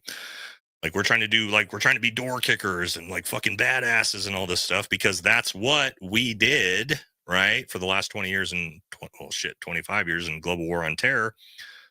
That's gone. And so now that that's gone, everybody is kind of in a panic of what the hell's Special Forces mission set? And we're still trying to figure that out, man. So right now, nobody really knows what these units are. A lot of them are being kind of removed. 4th battalions are kind of being gutted. CRIF companies are kind of being gutted. And it's probably going to take the next major conflict to get SF basically reshaped into whatever the next mission set is going to be. Right now, I'm thinking about doing a video on this too of if you're a young person that wants to go special operations, which unit should you join? And it sucks to say as a Green Beret with a dad who's a Green Beret, but would I suggest any young soldier, would I suggest any of you go SF right now? If I had to be 100% honest and not mislead you, I would say no. I would say absolutely not. Do not go Green Berets. Go Rangers. Or PJ. Or, not SEALs. Fuck SEALs, right? They're not doing anything either. But Rangers, if you are an 18 to 22-year-old man and you want to join the military or you're in the military, either Marine MARSOC or Force Recon, right? If you're trying to go special operations, even though Force Recon isn't, or Rangers. That's what I would suggest every young person that wants to join the military. If you want aspirations of going soft, start there. Just throw Green Beret out the window. You're looking at doing a 2-year fucking pipeline to potentially do a job that you don't even want to do that's not that cool. Whereas in the Rangers or the Marine Corps, right? Force Recon, MARSOC. No, probably not MARSOC either. I would say Force Recon or just regular Marines or Rangers over MARSOC and SF because you were at least going to go do cool shit, right? If you're in Ranger Battalion, you might actually go to Syria and do combat operations with Delta. That's something that's actually happening today. You are not going to do that as a Green Beret, sadly, right? So that would be my suggestion with that, right? Kind of sucks to say, and it always changes, right? It always changes. Yep, 100%. MARSOC is right in the same boat as SF. What are we doing? Now, we are in peacetime war, and by peacetime, one of my teammates that I worked with for a long time always says this. When we talk about peacetime military, there is no peacetime military. There's just pre-war military for America, which I agree with. We always find our way back into a major conflict, usually within 20 years. So I would say, let's say we're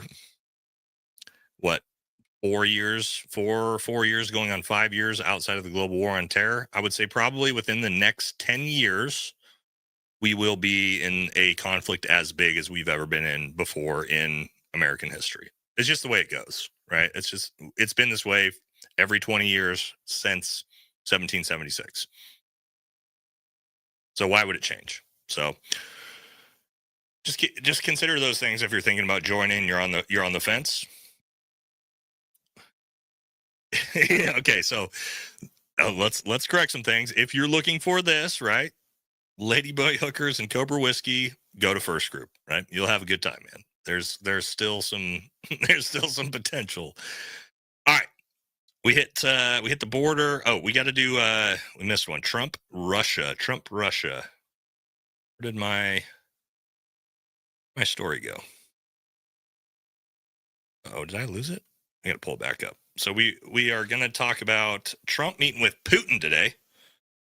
I must have changed the browser on me. Give me a second. Pull it back up out of my emails. Here we go.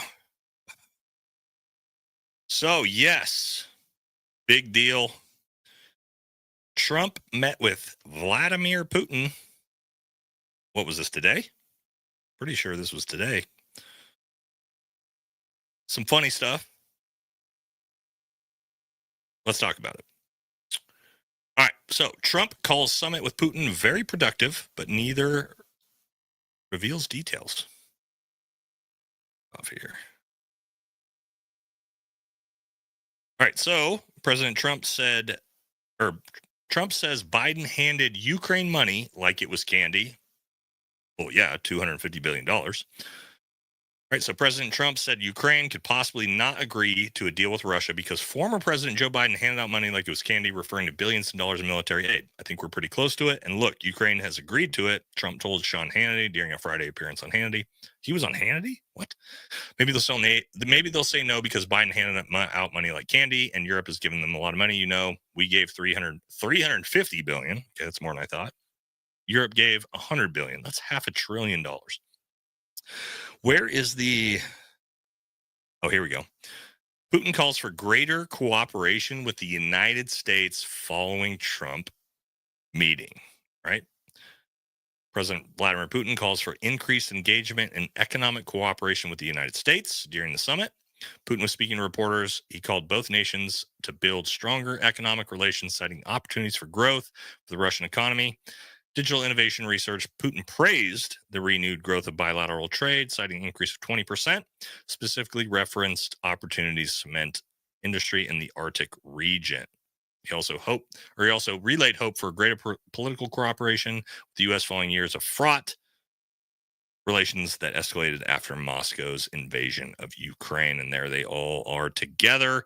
Hilariously, if you guys didn't hear this, when Trump and Putin, I don't have the picture, but they were like walking together out on the tarmac, and Trump had B-2 bombers fly over the top of him and Putin as they were walking as a like show of strength. Now, I mean, you're not going to drop a bomb because Trump's there too, but it's just kind of funny. But this does bring up, this is actually potentially a really big deal.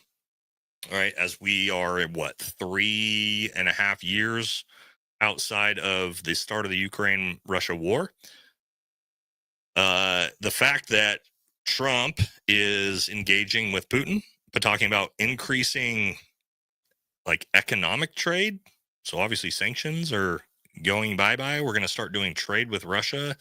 And Ukraine essentially is the problem.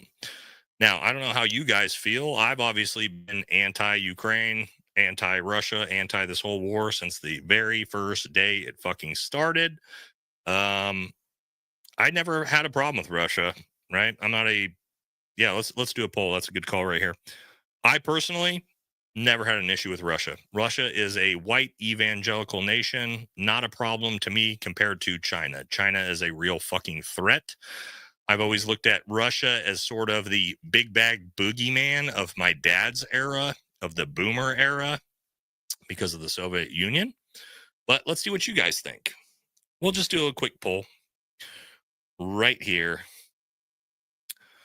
Let's see who the problem is currently in 2025, not 2022, right? Not when the war started, not who started it, but who's currently the problem to ending this war. It's either Ukraine or Russia. Let's see what you guys think. Starting the poll. Who's the problem? Who is stopping this war from ending? If you guys had to make a decision. It's not America. I mean, Trump wants this war to end. Europe potentially is a problem because Europe actually kind of is acting like they don't want it to end. But just between the two of them. Nope, no both. You got to decide. One or the other. Who's most at fault, right? It could be 51-49, but you got to decide.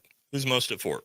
Most at fault for why this thing's still going and why there's just still shit tons of, well, let's be honest, just white Slavic Europeans being slaughtered. Does this make sense? To me, there's a lot bigger fucking threats and a lot bigger problems than both Russia and Ukraine.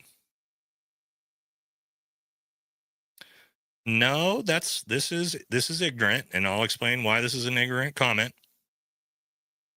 Okay, that's an easy thing that you were told by the media. Did they invade? Yes, but it was for a very good reason, and I can walk you through that reason. Okay, so we got to think a little bit critically here.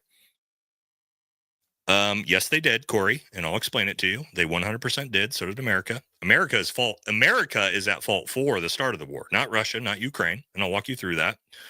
Russia is not at fault for the start of the war. Neither is Ukraine. Neither of them are at fault. United States started this war. We're 3 years later, and we don't understand the backstory, the back history of how this whole thing started. Okay, now I have to walk you guys through it because this should be well known by this point. Okay, Russia and Ukraine, neither of them are at fault for the start of this war. This is a sort of response to what America did in 2014, and I'll get you guys there. But I want to see the poll first to see what you guys think. Okay, 60-40 Ukraine. 60%. Currently in 2025, I agree. Ukraine and Zelensky is the fucking problem. Now, for a lot of reasons. Okay. Now I get there's some context of this. Ukraine doesn't want to give up land and this and that, and they're going to have to, right? If this is going to end. But let me walk you through it. Okay. How'd this war actually start? We can actually talk about this now without getting demonetized and having our channels banned because it's 2025. Nobody gives a shit about this conflict anymore. That's great. YouTube doesn't care at all about Russia, Ukraine. So we can freely talk about this now. Thank God. It's not Israel. Okay. So we're actually allowed to talk about it. So what did we do? In 2014, the CIA and 10th Special Forces Group went into Ukraine and overthrew the pro-Russian government of Ukraine and installed our own pro-United States puppet leader, with the intent of that being that we could continue to push the borders of NATO all the way up to the eastern border of Ukraine, which sits roughly 100 to 200 miles away from Moscow. You guys got to understand that Moscow, you think about Washington, D.C. If Washington, D.C. was sitting 100 to 200 miles away from, let's say, Russia, which was placing HIMARS, placing massive offensive, like military operations on the border. Not only that, but 10th Special Forces Group and the CIA were slaughtering tens of thousands of ethnic Russians in the Donbass, right on the border of Russia for a decade. Before Putin finally said, fucking stop it. Stop it, America and NATO and the CIA. Stop fucking killing ethnic Russians on the border. This isn't my opinion. This is literally what was happening there. And so then Russia, of course, as you guys saw in 2022, marches on the border and says enough's enough. We are going to, again, create buffer space, white space between us and what's going on in NATO. Okay? Not say that's whatever you want to talk about, right or wrong, or whose side you're on. That's the reality of how this happened. I know 10 times more than you do, Kyle. You're a fucking dipshit. I actually have friends in 10 Special Forces Group who carried this shit out, you dumb fuck. You dumb fuck. So, to my point, again, I'm not pro-Russia. I'm not pro-Ukraine. I understand, right? I understand how the history of all of this started, okay? So, no, it's not Ukraine's fault. It's not Russia's fault. It's, of course, like in a lot of things, America's fault, right? That's how this all started.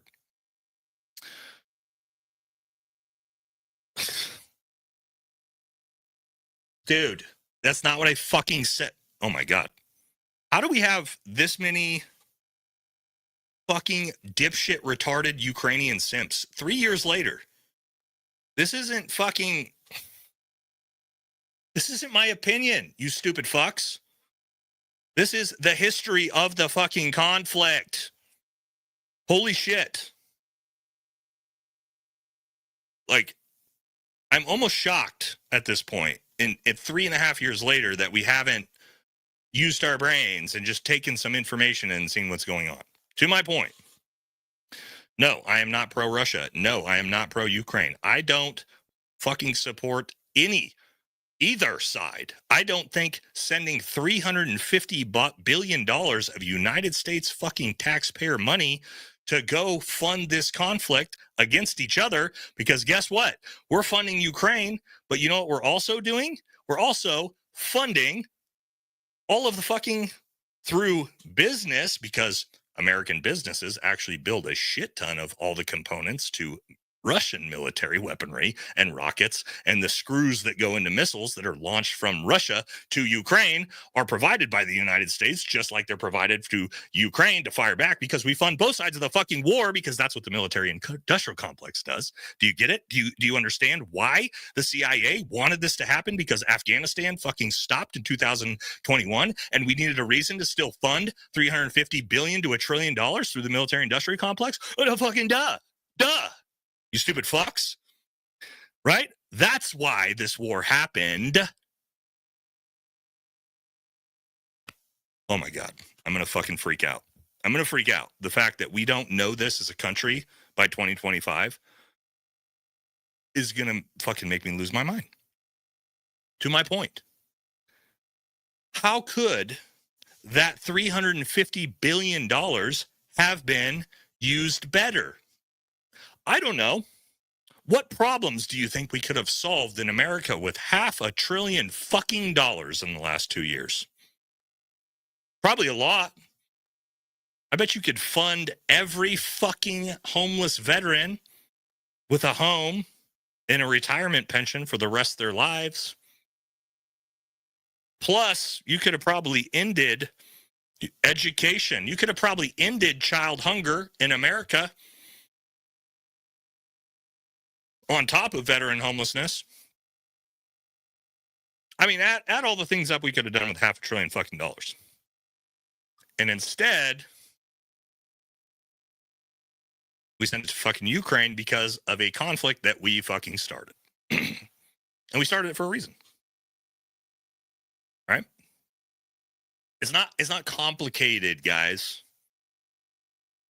Like, this shit's not complicated. But apparently it is, because we get comments like that. Oh, it's Russia's fault. It's Russia's fault. It's Ukraine's fault.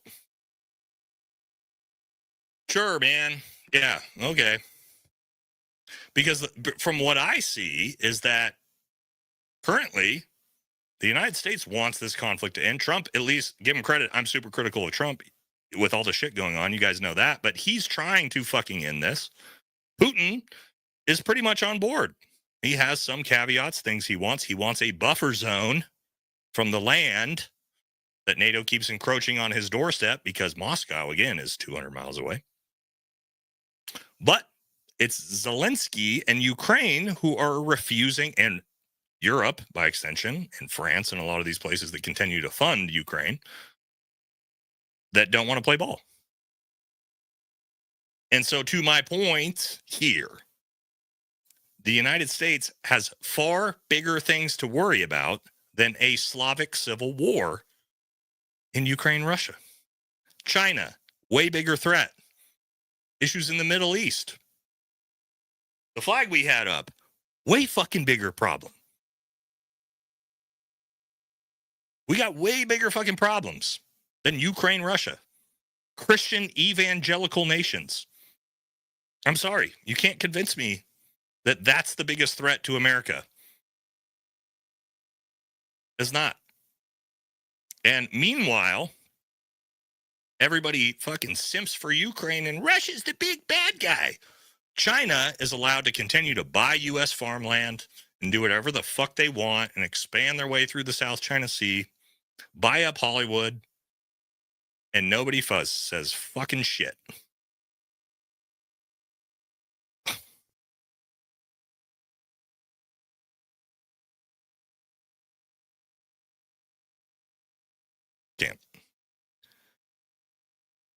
I can't even answer. I can't do it. I can't do it. I can't do it. Can't do it with that comment. That comment is insane if you actually think that. That's so fucking crazy to me. All right, let's hit some super chats because I just went on a fucking hardcore rant there. It's frustrating, guys, because this isn't 2022, right? Where the media apparatus and politicians and everybody is trying to trick you and gaslight you into what's going on. This is 2025. Everybody, we know these things now. Like, it's open source. Everybody's acknowledged it. Governments have acknowledged it, and people still are flying Ukrainian flags in their bios and Israel flags in their bios. Fucking crazy to me, dude. Again, this is what I should do, right?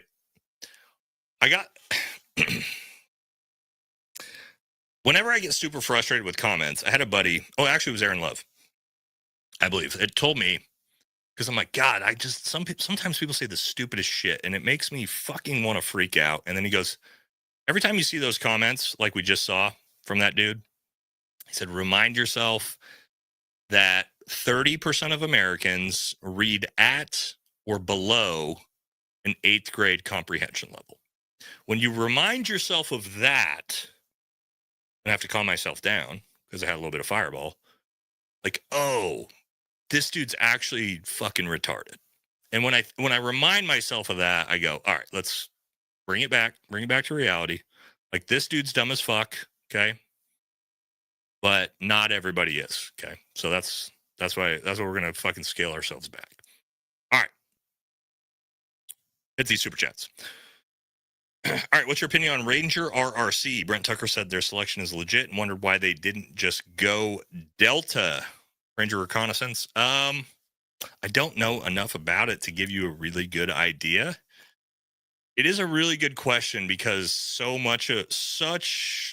not so much, but like a huge portion of Delta Force dudes come from Ranger Battalion. So you have to ask yourself, when Rangers have their own tier 1 unit, why do so many Rangers go to SF, to Delta instead of RRC? I don't know. I would need to talk to somebody that's actually been in RRC to really understand the complications of that and why they don't. But good question. I wish I had a better answer for you. I don't know enough about RRC to give you a good answer on that. All right, Dano, not the line sending. What's up, brother? Bless y'all for keeping it real with the laughs here, but damn it, still have that jigsaw thing in my head, rent freedom. If methylclin dreams come true. Yeah, old Laura Loomer, dude. Old Benadryl fucking nightmare. Woof. Almost done training up as a 20-year-old for 18X. Like the S mission. Okay, now, see, you're at an age, brother, where I would say, yes, SF is a good idea for you, right? 28, 25 and above, SF is the way to go. It's an old man's game. Would you say still look elsewhere? No, man. You're at 28. You're in the old boys club. You definitely need to go SF or try to. You're too old to be a Ranger. Picture shooter 2 hours. Not gonna lie, I didn't know we used SOF in Ukraine. Let me tell you a little story.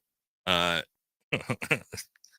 let me tell you a little story. Not only did we use SOF in Ukraine 2014, we used it all the way through the entire fucking conflict, as we pretended that we didn't. I don't know if I can actually tell you guys that.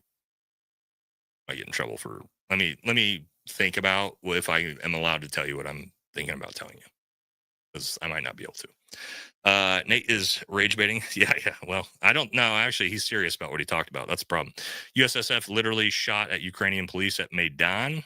I mean, really shot at Ukrainian police? Okay. I don't know. Maybe. Let stupid be stupid. I know it's tough. Thank you since day one. Thank you. Yeah, appreciate it. All right. And Kyle and Clippy Def make grilled cheese at night. Yeah, they're making them at night. Yeah, I don't. Well, we know 10th group works with Ukraine. I'm trying to figure out. I wasn't read on to this, and it was told to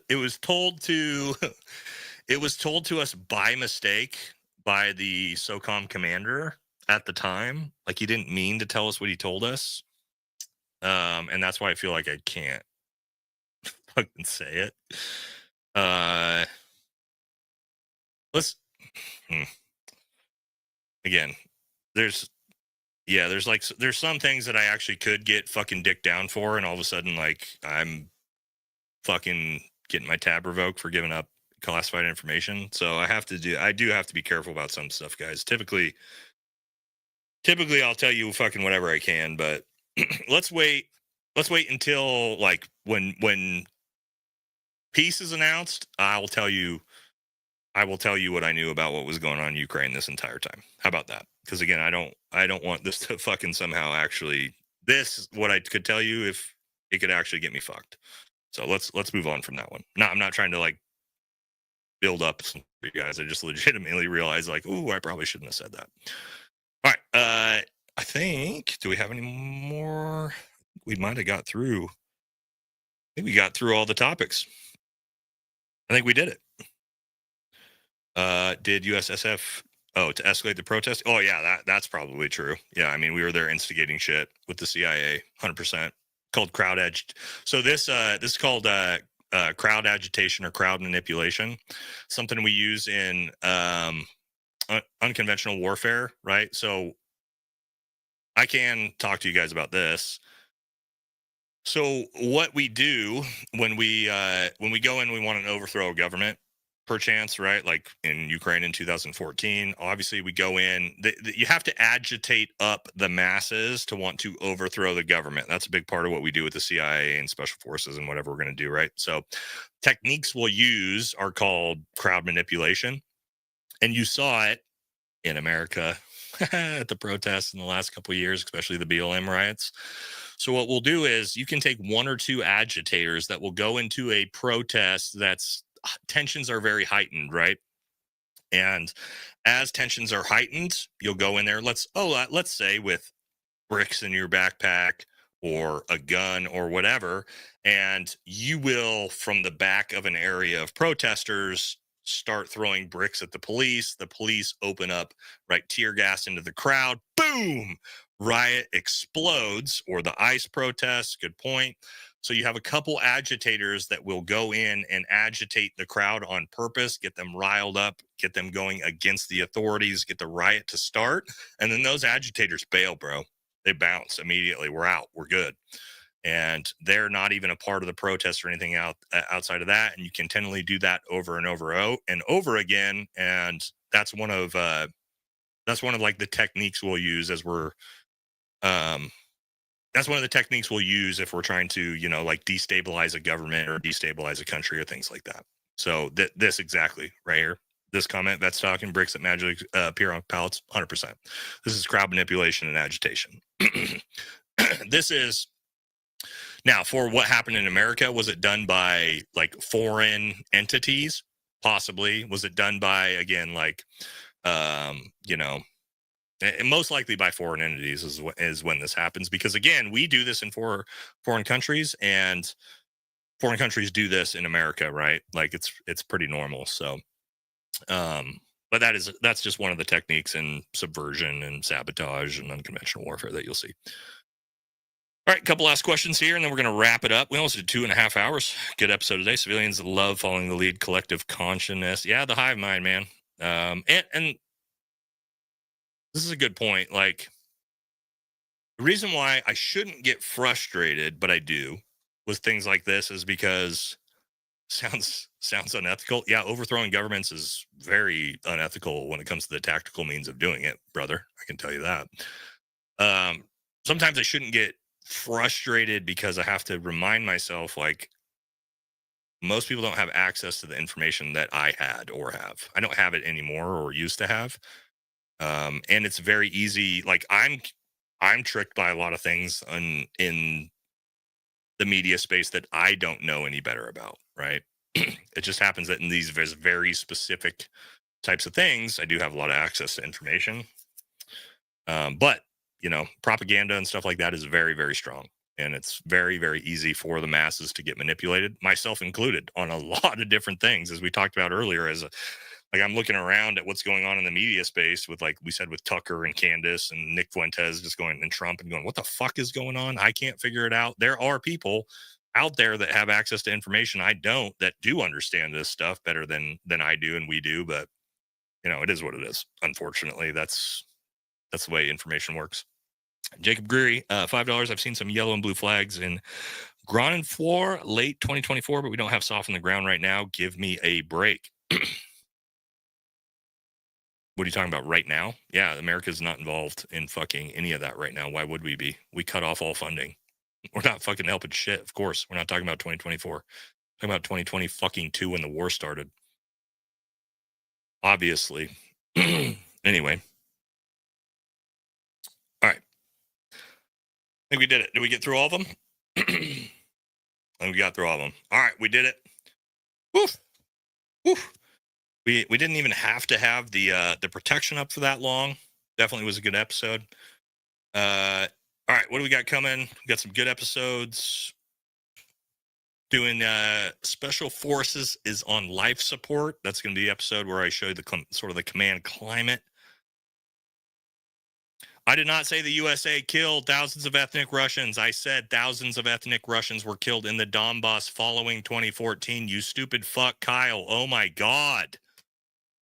Oh, this fucking guy. I can't. This guy is the dumbest fucking viewer I've ever had in my fucking comment section. Apologize to everybody for that. All right. You can Google it, dude. God damn, dude. All right. Anyway. And then, yeah, American Thor, we got some fucking good episodes coming out. If you guys haven't followed the channel head on over to American Thor. And yeah, quick ones. I'm in Oregon. Yes, I am. I live in Junction City, actually. All right. And that should do it. All right. We we fucking made it. We made it through the dipshits, through the trolls. We got some good information out there. We had some fun. This was a good one. That's going to do it for thank you, everybody, for the donations tonight also. And thank you. We had quite a few viewers the entire night for almost 3 hours. Let's see. What do we got coming up? We got anything special coming up in the next? Well, obviously not this Monday, but next Monday. Huge episode. Up until then, it's going to be a little bit slow as all focus is going to be on that. So be on the lookout for that. That's going to do it for this one. I will catch y'all in the next episode, everybody. All right. Thank you. See ya.